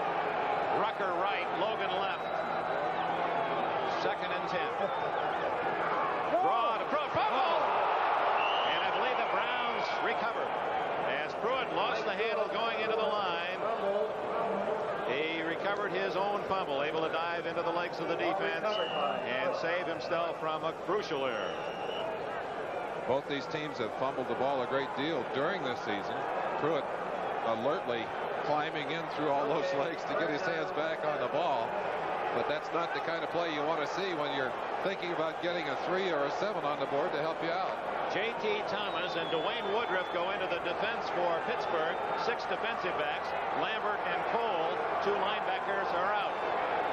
Third and 10. Down the middle. Broken up. Ron Johnson and Mike Wagner denied Reggie Rucker. And Pittsburgh has held again. Pittsburgh's secondary has been burned a great deal, as we'd indicated, by the passing of quarterbacks like Brian Sipe, and they've done it often by using the swift receivers to get downfield. That particular play, 2 defensive backs there alertly and right on top of Rucker. He had no chance at that football. 10 men on the line of scrimmage for the Steelers. Evans to kick. Gets it away, and he's down. That'll be a penalty against Pittsburgh and deny the Steelers the ball. So Pittsburgh goes for the block, and Cleveland will get the ball right back on the penalty. An indication of the importance that Chuck Noll and his staff have put on this game early. They know that they have to win this football game. They went after Evans with a 10-man block, and they paid the price for it. They knocked him down. They'll mark off the running into the kicker penalty. They'll give him a first down, and they'll maintain control on this drive. Personal foul, running into the kicker, number 56, defense, first down. 2 of the Steelers, 44 Pollard, 56 Cole, in on top of Evans. So the 5-yard penalty, an automatic first down at the 40-yard line for the Cleveland Browns. Evans has had trouble against the 10-man rush, and I'm sure that the Steelers, who scout their opponents very carefully, were aware of that, hoping either for the bad kick or the block, but they did not want to get the penalty. So pressure right back on that Pittsburgh Steeler defense. 13-7 Cleveland, 12 minutes left. Greg Pruitt stopped at the 40. What a tackle by Jack Ham, the great star out of Penn State. Pruitt's had that one long run of 19 yards, so a total of 21 for the day for Greg. 54 yards for Mike Pruitt. Pruitt out on that side, out on the outside to challenge Ham. We saw him earlier get away with that. This time Ham won the battle on the outside. Reggie Rucker, you see, jogging off, and Willis Adams, number 80, first-round pick last year for the Browns, is flanked to the right side. Logan left, tight end Newsom on the right. 2nd and 10 from the 40 of Pittsburgh. A blitz on, a long throw. Almost intercepted by Ron Johnson. It appeared it might have hit him in the helmet. So Pittsburgh has forced Cleveland into a 3rd and 10, but right now let's go to NFL 80 and Brian Gumbel. In Pittsburgh, Cleveland with the ball and the lead, 13-7. 11 minutes left in the 4th quarter. A 3rd and 10 play from the 40-yard line. Newsom split right. Rucker and Logan both left. It appeared that Joe Green was offside. Sight knocked away by Ron Johnson, but it could be that the Steelers are guilty of another critical mistake. And I think we had a late flag too. There might have been a little bit of extraneous action on the line of scrimmage. Joe Green happy about it. I think it may go against the Joe Green, who was drawn offside apparently. Green was in that neutral zone. Watch it yourselves from the inside. That means that somebody is getting some action on the inside. A hand up, something. I didn't see any hand up. I didn't either. Green wins an A for debate if he talked the official into that one. Full start, number 17, offense. Oh, it's the decline. quarterback, Brian Sipe. Wonder if we can see that again. Sipe apparently moving back and influencing the charge by Green. Watch Sipe. You see Sipe's head bounce. They're calling him for that. He may also have used a very loud staccato inflection in his voice. So Cleveland denied again after the intercept. And now getting a second chance on the penalty, hitting the kicker. And Evans hits it into the end zone. It'll be a touchback at the 20 for the Steelers. 40 yards, but only 20 net. The Steelers, a crowd exhorting their beloved Pittsburgh team to score. They trail by 6, time running out. Cleveland again has never won in Three Rivers Stadium. They're 0-10. Johnny Evans trying to root that ball to stop at the 1-yard line, but it trickled into the end zone. See Paul McDonald, the backup quarterback for the Browns. Terry Bradshaw at his own 20-yard line, trailing 13-7. Franco Harris gets 3 yards on first down. Dick Ambrose made the tackle. The scores elsewhere, and this the 11th week of the National Football League season. Buffalo still leading Cincinnati 7-0 in the 3rd. Baltimore 10-6 against the Lions at Pontiac in the 3rd. Los Angeles has gone back in front of the Patriots 17-14 3rd quarter. Philadelphia rolling 24-0 at Washington 3rd quarter. We'll add the rest of them for you in a moment. 17-7 Atlanta over New Orleans in the 3rd quarter. 2nd and 7 for the Steelers, who trail 13-7. Lots of time. Open. Theo Bell at the 46-yard line. First down, Pittsburgh. 22 yards on the play. The other scores for you. The Giants leading Green Bay 21-14 in the 3rd quarter. You look at the confluence of the Three Rivers, after which this stadium was named. Tampa Bay trailing Minnesota 24-13. A 2nd quarter score, a high-scoring game. St. Louis still leading Dallas 21-17 in the 2nd quarter. You're up to date on all the other action. Stay tuned for the 2nd half of our doubleheader here on NBC. Some great games, including Houston at Chicago. Franco. 50 and to the Cleveland 47-yard line goes Harris. A good gain on first down of about 7 and gives him 47. Let's see, what is his total there for the day? 38 yards. Henry Bradley and Lyle Alzado with the stop. Dick Ambrose, number 52, had a shot at Franco Harris in the backfield. Very often you judge the quality of a back by the yardage he makes after the first hit. In that case, Franco made about 8 yards after he was hit in the backfield. So Harris has positioned the Steelers at the 47-yard line. A down to play with for Bradshaw. He has both wide receivers to the left. Bell and Swan. Gives it to Blyer. No gain. 94. Elvis Franks had penetrated into the backfield along with 93 Ron Cruz, a couple of youngsters. Cruz, a 4th-round pick from the University of Nevada, Las Vegas, and Franks, a 5th-round choice out of Morgan State. Cruz getting tremendous pressure, just submarined in there. He's gone in place of Bradley. Clock ticking away down to 8:20, 8:19. Steelers, as we said, one big play away from going ahead in this ball game. They need the touchdown, though. They got to get themselves busy here. Extra point missed by the Browns leaves the Steelers within 2 field goals. Bad pass. Bradshaw shooting it low to Rocky Blyer, and that brings up 4th down and 3. So the Steelers unable to pick up the first down yardage, and Craig Colquitt and the punting team comes in. The Browns have basically won this year, and they won 5 in a row by outscoring the opposition. But today it has been their staunch defense that has really been the key to their lead, and they've held that lead since falling behind 7-0. It was then 7-6, missed extra point, and then a touchdown in the second quarter, and that's been all the scoring. None in the second half. Colquitt, no one back for Cleveland. Calvin Sweeney and Woodruff, and it's Pollard who gets it at the 5-yard line. Pollard wasn't going to gamble on that one, taking an awkward bounce. It'll be Cleveland's ball. They say first touch at the 6-yard line. Timeout.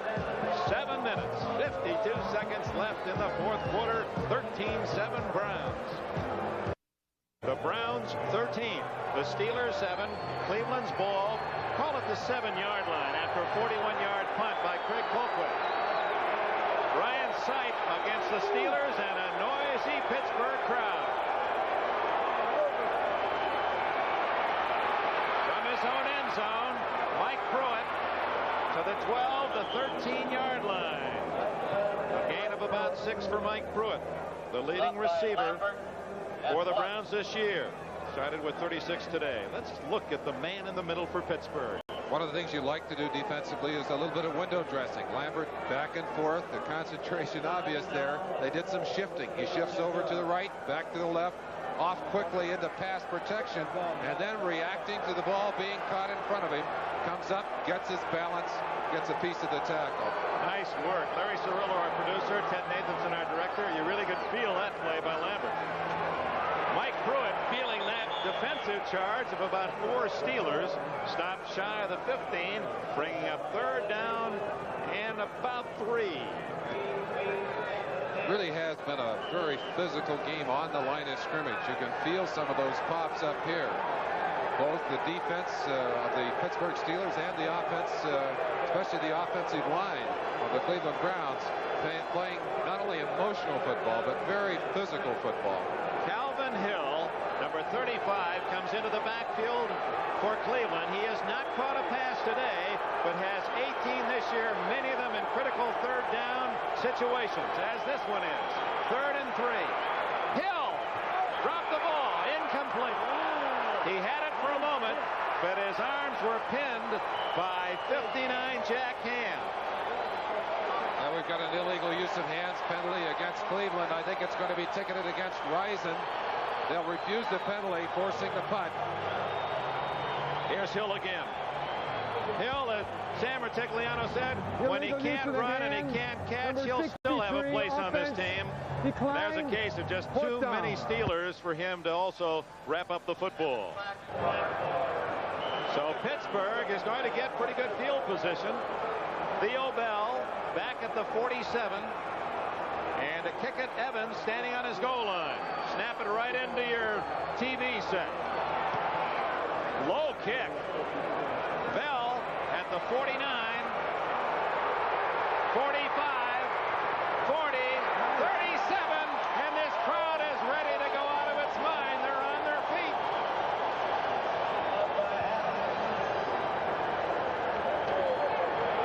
Theo Bell playing possum with that football. He waited, made it look like he was having a little trouble getting his hands on it. All he wanted was to get that contained man inside and get around him. Did it beautifully. got them good field position, and Chuck Noll's confidence in his defense pays off. Gets the football back in good position to get it into the end zone. Now it's up to Bradshaw on the offense. From the 37-yard line, trailing 13-7. Up the middle, and a flag goes down, and I believe we're going to get a hold against Mike Webster, the center of the Steelers. The sun's setting. The shadows have grown now to cover the artificial carpet. And some feel that if Pittsburgh loses, the sun will be setting on their season. After 8 consecutive years in the playoffs to tie Dallas's record, the pressure indeed on Chuck Noll's Steelers. And they're going to make it tough on themselves in this situation. It's now 1st and 20 for Pittsburgh. Holding number 52 offense. First down. It was Webster. First down and 20.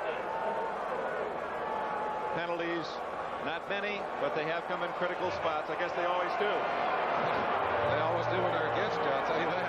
It's like an untimely death. What is a timely death?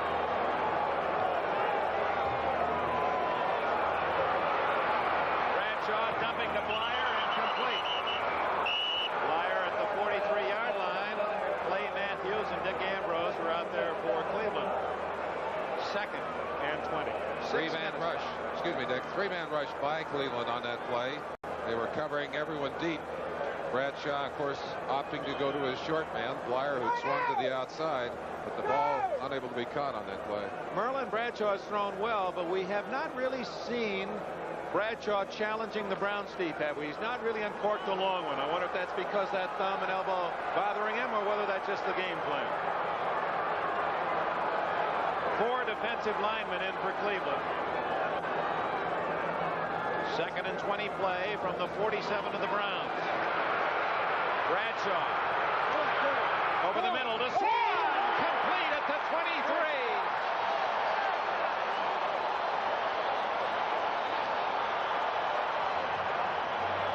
Lynn Swan with one of his patented sliding catches. The absence of John Stallworth, a broken leg, now a broken foot. Swan more and more being asked to pick up the slack, and he does it here, diving to the ground, rolling it up, beautiful concentration, but a very big play by Bradshaw, scrambling to get time to throw that pass. They've kept the drive alive. They're inside on the 24-yard line. They need the 7 points. That was 2nd and 20. He got 23 yards for the first down. Now he's looking for a touchdown. Swan at the 2-yard line. 1st and goal, Pittsburgh.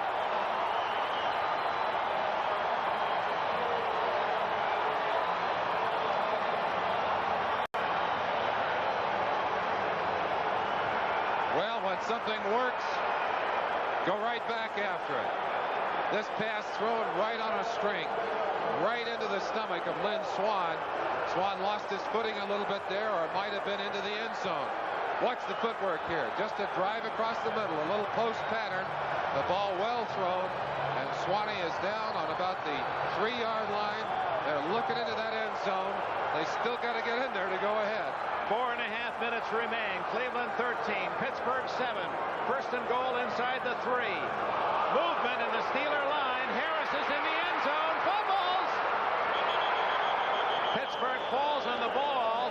That was a live football. If Cleveland had covered it, it would have been the Browns' ball at the 20. Fortunately for Pittsburgh, Greg Wolfley fell on it, but I believe we have procedure against the Steelers. If the Steelers had fallen on it, it would have been a touchdown. However, it's a penalty against the Steelers. They're going to march it out. The ball is just going to pop loose there. Grossman is the man who is offside, off early. Now that negates the play instantly. Illegal motion, number 84, offense. First down. First down and goal from the 8. So again, the Steelers, a first down penalty. And down in that part of the field, the real estate's so difficult to buy. But that was a live ball. If Cleveland had fallen on it, it would have been their possession.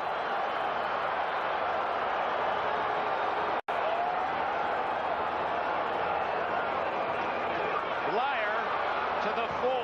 Lyle Alzado, number 77, who once ate 17 chocolate pies as a college stunt, and of course fought Muhammad Ali in an exhibition match. A tiger of a defensive player. Second and goal near the 4. Innocent enough when you're that far away. I think even folks up in the helicopter will be able to hear this crowd if Bradshaw could get the Steelers into the end zone. 3 minutes 39, 3:38. And a timeout called for by Chuck Noll. Noll spends a timeout. So with 3:35 left, a break in the action. When we return, it'll be the Steelers' second and goal from the 4. They trail by 6. On the door, trailing 13-7. This is second and goal at the 4.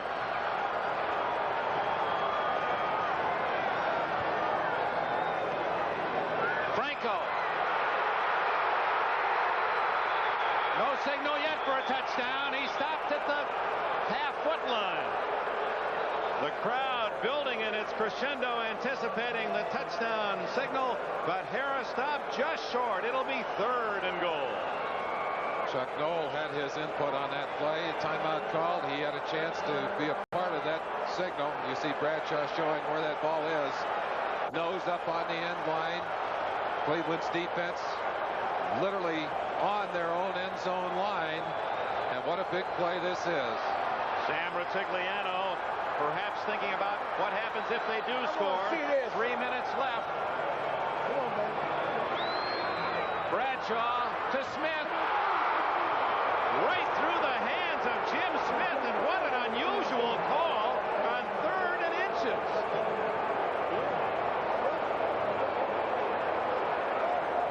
Actually a very bright call. Smith was wide open. The ball thrown perfectly, but a little hard. Bradshaw rifled it. And maybe that was his mistake. A little eager to get it there. Put a little too much zip on it. Smith unable to hold it. 4th down, of course. They'll go for the 7. Robert Jackson being restrained again as he comes over to add a little verbiage. 4th and inches. Smith right. Swan slotted right. This could be the season for the Pittsburgh Steelers, and Bradshaw calls time. Well, I guess if there is any indecision at this point, you better go talk to the coach. You're down to a single play, and well, it may not come to that. There is time left in this game, but no question, the most important play of the season. In fact, maybe the most important play of several seasons for these Pittsburgh Steelers. They trail 13-7. The ball is barely tickling the goal line on 4th and goal. Chuck Noll, who has shown some outward emotion, more than we usually see from him. Sam Rutigliano coolly talking with his assistant on the sidelines across the way, as he has to be thinking a move ahead. The chess game will involve Rutigliano's offense shortly, whether he's ahead or behind. We talked about the emotion that was building in the locker rooms prior to the game, the emotion that's been demonstrated by the fans here. It's all boiled down to one play on the 3 or 4 inch line. Play's been called, defense has been called. Now the action's on the field. 4th and goal.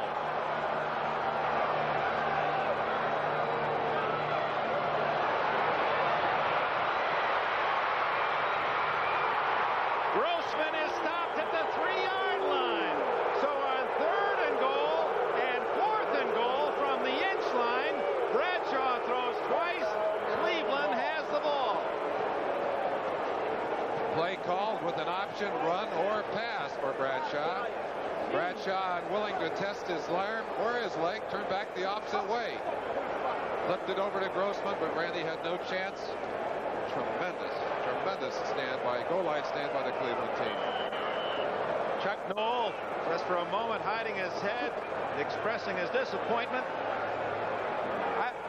I'm a novice, you're an all-pro, but I'm surprised at the 1 inch line that a team would go twice to the pass on 3rd and 4th down. It's now in the hands of Cleveland with 2:44 remaining. Remember, the Steelers have used their timeouts. And Cleveland will try to run out the clock. Pittsburgh will have the 2-minute warning. That will be an ally. But Pittsburgh used at least 2 of their timeouts. I believe they may one left. Terry Bradshaw, hoping he gets another chance. But testimony to Cleveland's defense that the Steelers did not try to just drive the ball through on the ground.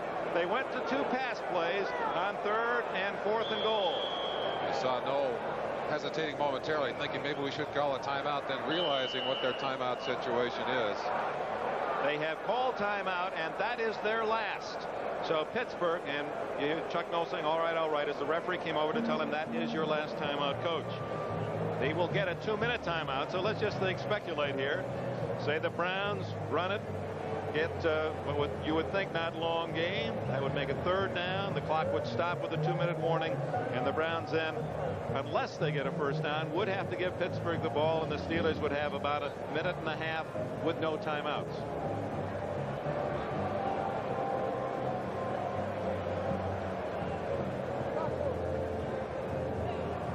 Mr. Art Rooney, we've seen Art Modell, the owner of the Cleveland Browns, because he's in the sunshine across the way. That is where Mr. Rooney is. Well, that's really an artistic, the lights, sun reflecting off the surface of glass in Mr. Rooney's booth. He's had so very many great emotional moments and so many good moments with this Pittsburgh team. I'm sure he shared some of their frustration at failing to get that one into the end line, or across the end line and into the end zone. Right now the pressure dramatically on the shoulders of the Pittsburgh defense.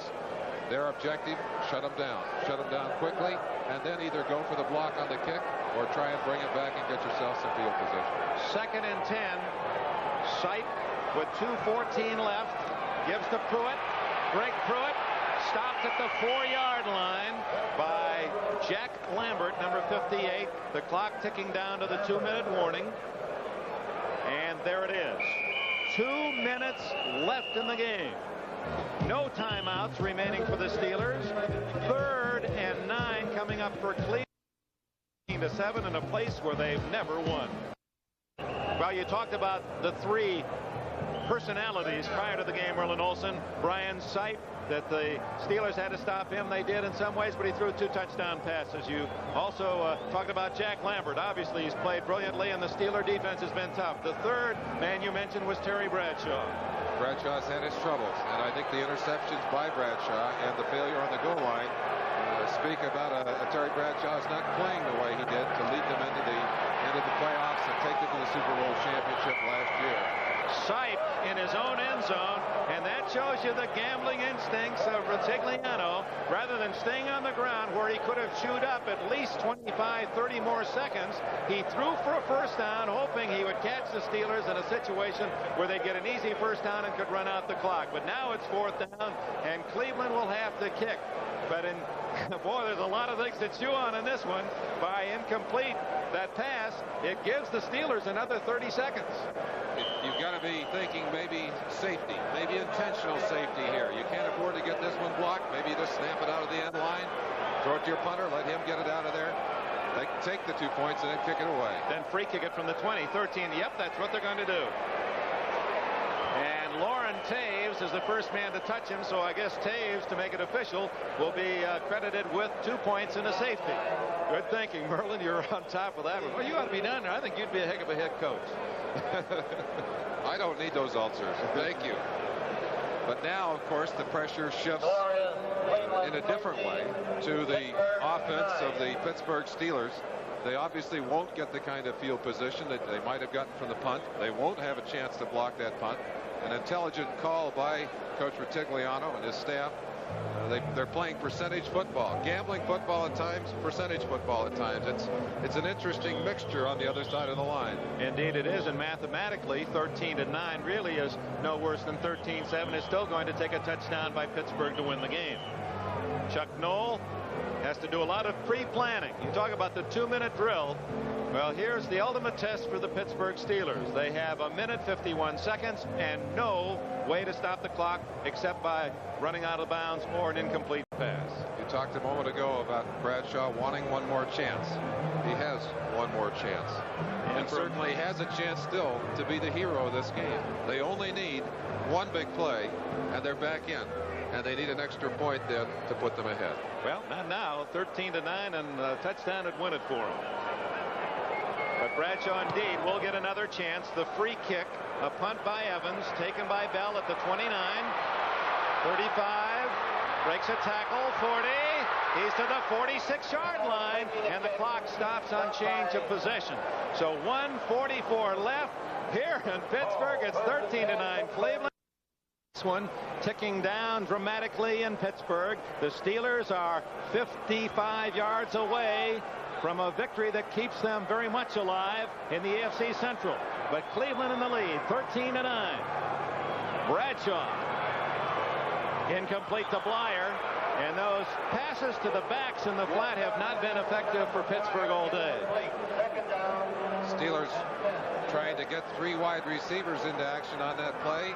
Cleveland countering with 3 defensive linemen, 8 back. They'll give them the short pass. They will not give them the deep bomb.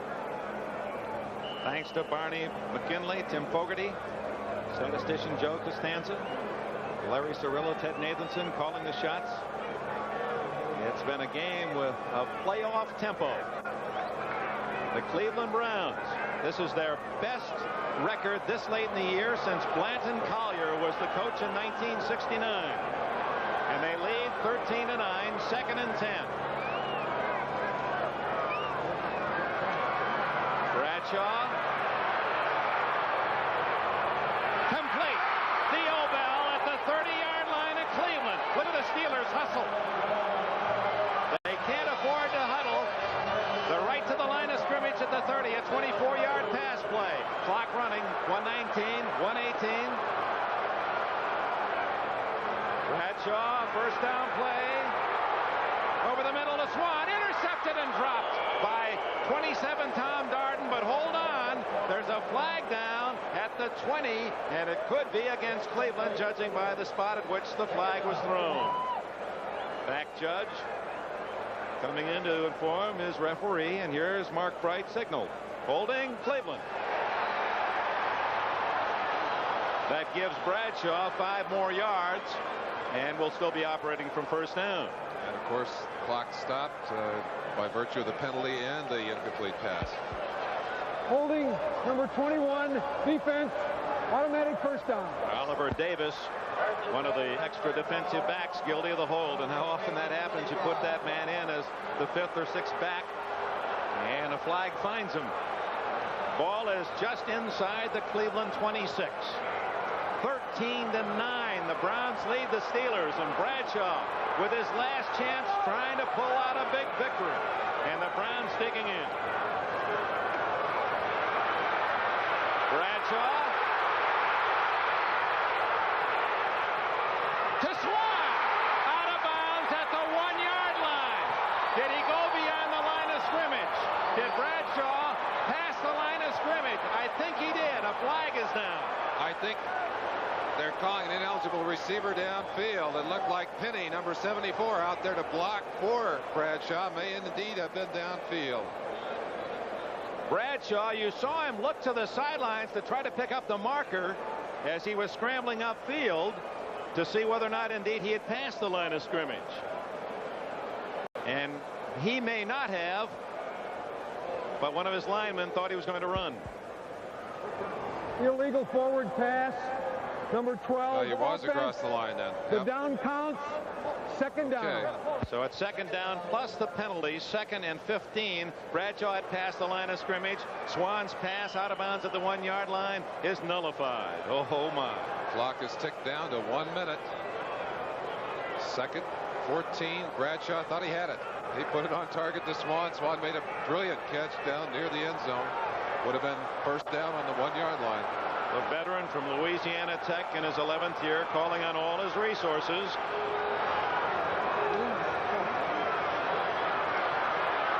Good protection down the middle to Swan. Swan is stopped at the 6-yard line. Clock is running. 49, 48, 47. Bradshaw hurrying his team up on 1st and goal. He may throw this one away to stop the clock, Dick. 37, 36, 35. 1st and goal. Cleveland leading 13-9. Bradshaw. Oh my. You could feel a lot of hearts and a lot of throats on that one. And Bradshaw throwing as he was hit by Alzado, and neither man is able to get up. Now Bradshaw slowly favoring apparently a right ankle. Cleveland. The signal was timeout Cleveland as Alzado is attended to. Let's see the end of that play as Alzado pressuring Bradshaw. Alzado coming hard from the outside. Bradshaw running to elude him. Knew he wasn't going to get away. Both of them ending up on the ground. Maybe we can see what happened. There's the grab right there. Throws it off of that. Ooh, looked like the leg turned inside out a little bit on him. Might indeed be his knee. Another look at it. Ooh. No way to protect himself, and then Alzado appeared to injure himself when he fell on the knee, ribcage into the knee of Bradshaw. So the ball is at the 7-yard line. 25 precious ticks of that clock left for both sides. Cleveland leads by 4. Pittsburgh has no timeouts, and they have their backup quarterback Cliff Stout, who has started only one game in his career. That was at Cleveland, warming up. Bradshaw coming off under his own power, but he is favoring that knee. Apparently Cliff Stout, we'll see, is going to come in to quarterback the Steelers. If so, you talk about pressure to wait it out. Bradshaw, you almost have to take him out with a derrick. He doesn't want to come out, and he won't. Selman, he's going back in there. Hey, I don't blame him. I don't blame him at all. You got to rope him and tie him and drag him off that field. Well, this is 3-2. The bases loaded. Last of the 9th. You want to take your own cut. You don't want someone up there swinging the bat for you. They got time for 3 plays. They're time for 3 plays. He'll have his full complement, and I don't think he's going to panic. I don't think he's going to try and get it all in one shot. If it's not there, I expect that ball to be thrown away. And he certainly won't throw to a receiver that's in the field of play. He's going to be looking at the end zone. Cleveland's cardiac kids have come up with another script. Sam Rotigliano's team, game after game after game. The outcome in doubt right down to the final seconds. Calvin Sweeney to the left, Bell and Swan to the right. 2nd down.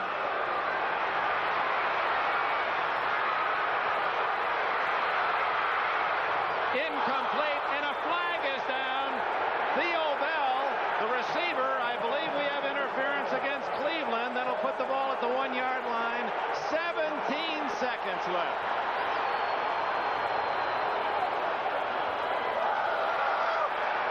It is not interference, but holding, so it'll be marked not to the 1, but to the 2. It'll be half the distance, Dick. Boy, did Bradshaw have time. You could just feel the heartbeats fluttering as you figure when you have that much time, someone has to break open. Holding number 22, defense, 1st down. Clarence Scott figuring, hey, there's no chance time here to let a touchdown beat us, and Bell was breaking away. Play being sent into the game. Blyer coming out, an extra receiver in there. They'll have an extra receiver. Grossman going in for the and Cleveland calls timeout. It's 1st and goal, so we can worry not about the downs, as was the case last week when Tampa Bay ran out of downs trying to score in the final seconds. It's 1st down. Pittsburgh has no timeouts. They have 17 seconds left, and Cleveland somehow trying to stop Bradshaw and preserve a first ever win in 3 rivers. Well, you knew it wouldn't be easy. Sam knew that coming in, Brooklyn Sam. He certainly did. He looks like the calmest guy in the park to me. I'd still like to do an analysis on the stomach answers on that guy, though. Both these coaches have really been through emotional games. The stands starting to vibrate as these Pittsburgh Steeler fans jumping up and down, exhorting their offense, and Bradshaw to get that 7-pointer into the end zone. Oh, what a game. They're rocking in Three Rivers Stadium. The whole stadium is bouncing, I think. Here comes Bradshaw with Blyer and Franco. Pittsburgh, again, if you joined us late, trailing by 1 full game, already losing to Cleveland. Should they lose this one, they drop not only 2 behind the Browns, but actually 3 in the tiebreaker. You've got to wonder, they threw in a couple of obvious running situations. Would they run in a situation like this? Oh, my. That would be a total surprise, because if they don't make it, the game's over. Bradshaw. Touchdown! Lynn Swan!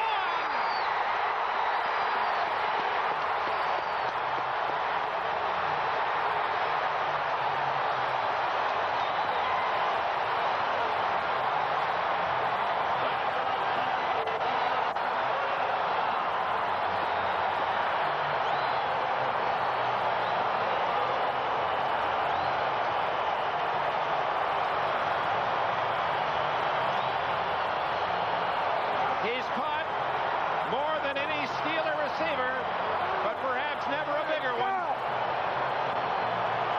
Dick, if I'm not mistaken, that's the same play that they tried earlier.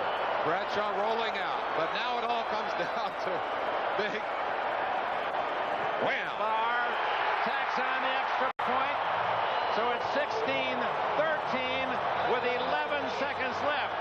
And the Steelers have used up all of Cleveland's time, but for the 11th.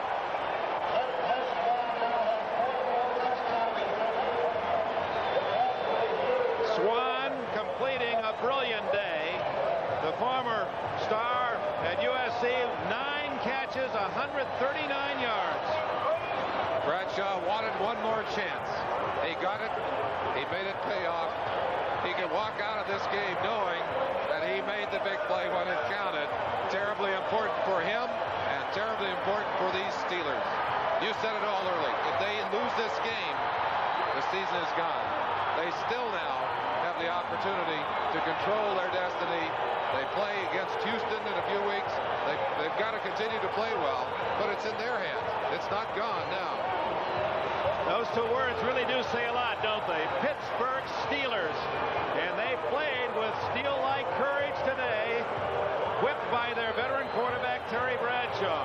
Don Cockcroft talking to himself, but the 3 field goals that he missed were long attempts, and the extra point that was critical early was not his fault. Here's Barr's kickoff. Clock will start as soon as the ball is fielded. Dino Hall. He's at the 31. The clock stops with a whistle, and Cleveland has 6 seconds. They have a chance for a desperation throw. Dick, we talk about the highs and lows in the game of the football. I think Bradshaw maybe could have felt both an extraordinary low. I don't know, anybody could have been lower after he missed the chance to get it into the end zone. But the high he's on right now, I think he's probably up there somewhere above this stadium.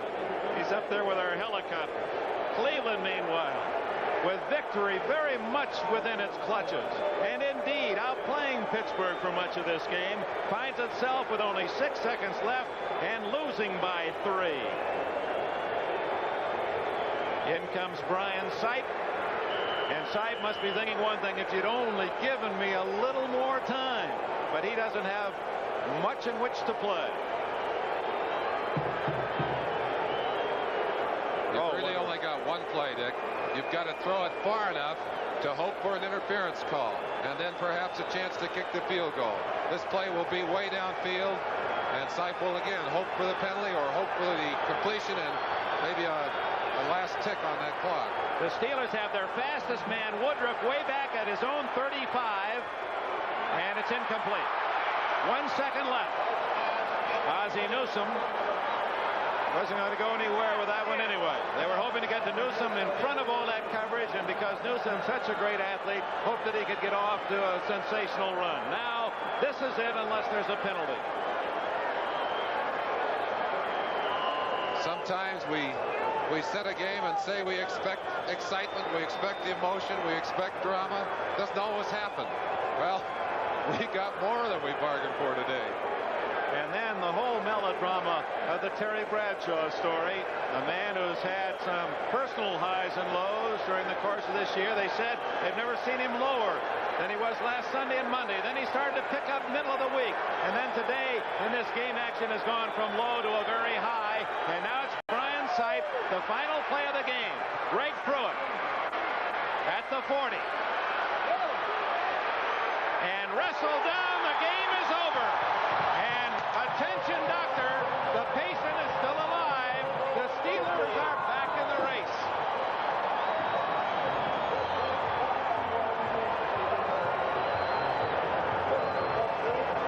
They know how to celebrate in Pittsburgh, and they savor another crucial win. A very physical, very emotional game. One that saw tremendous performances on both sides of the line of scrimmage.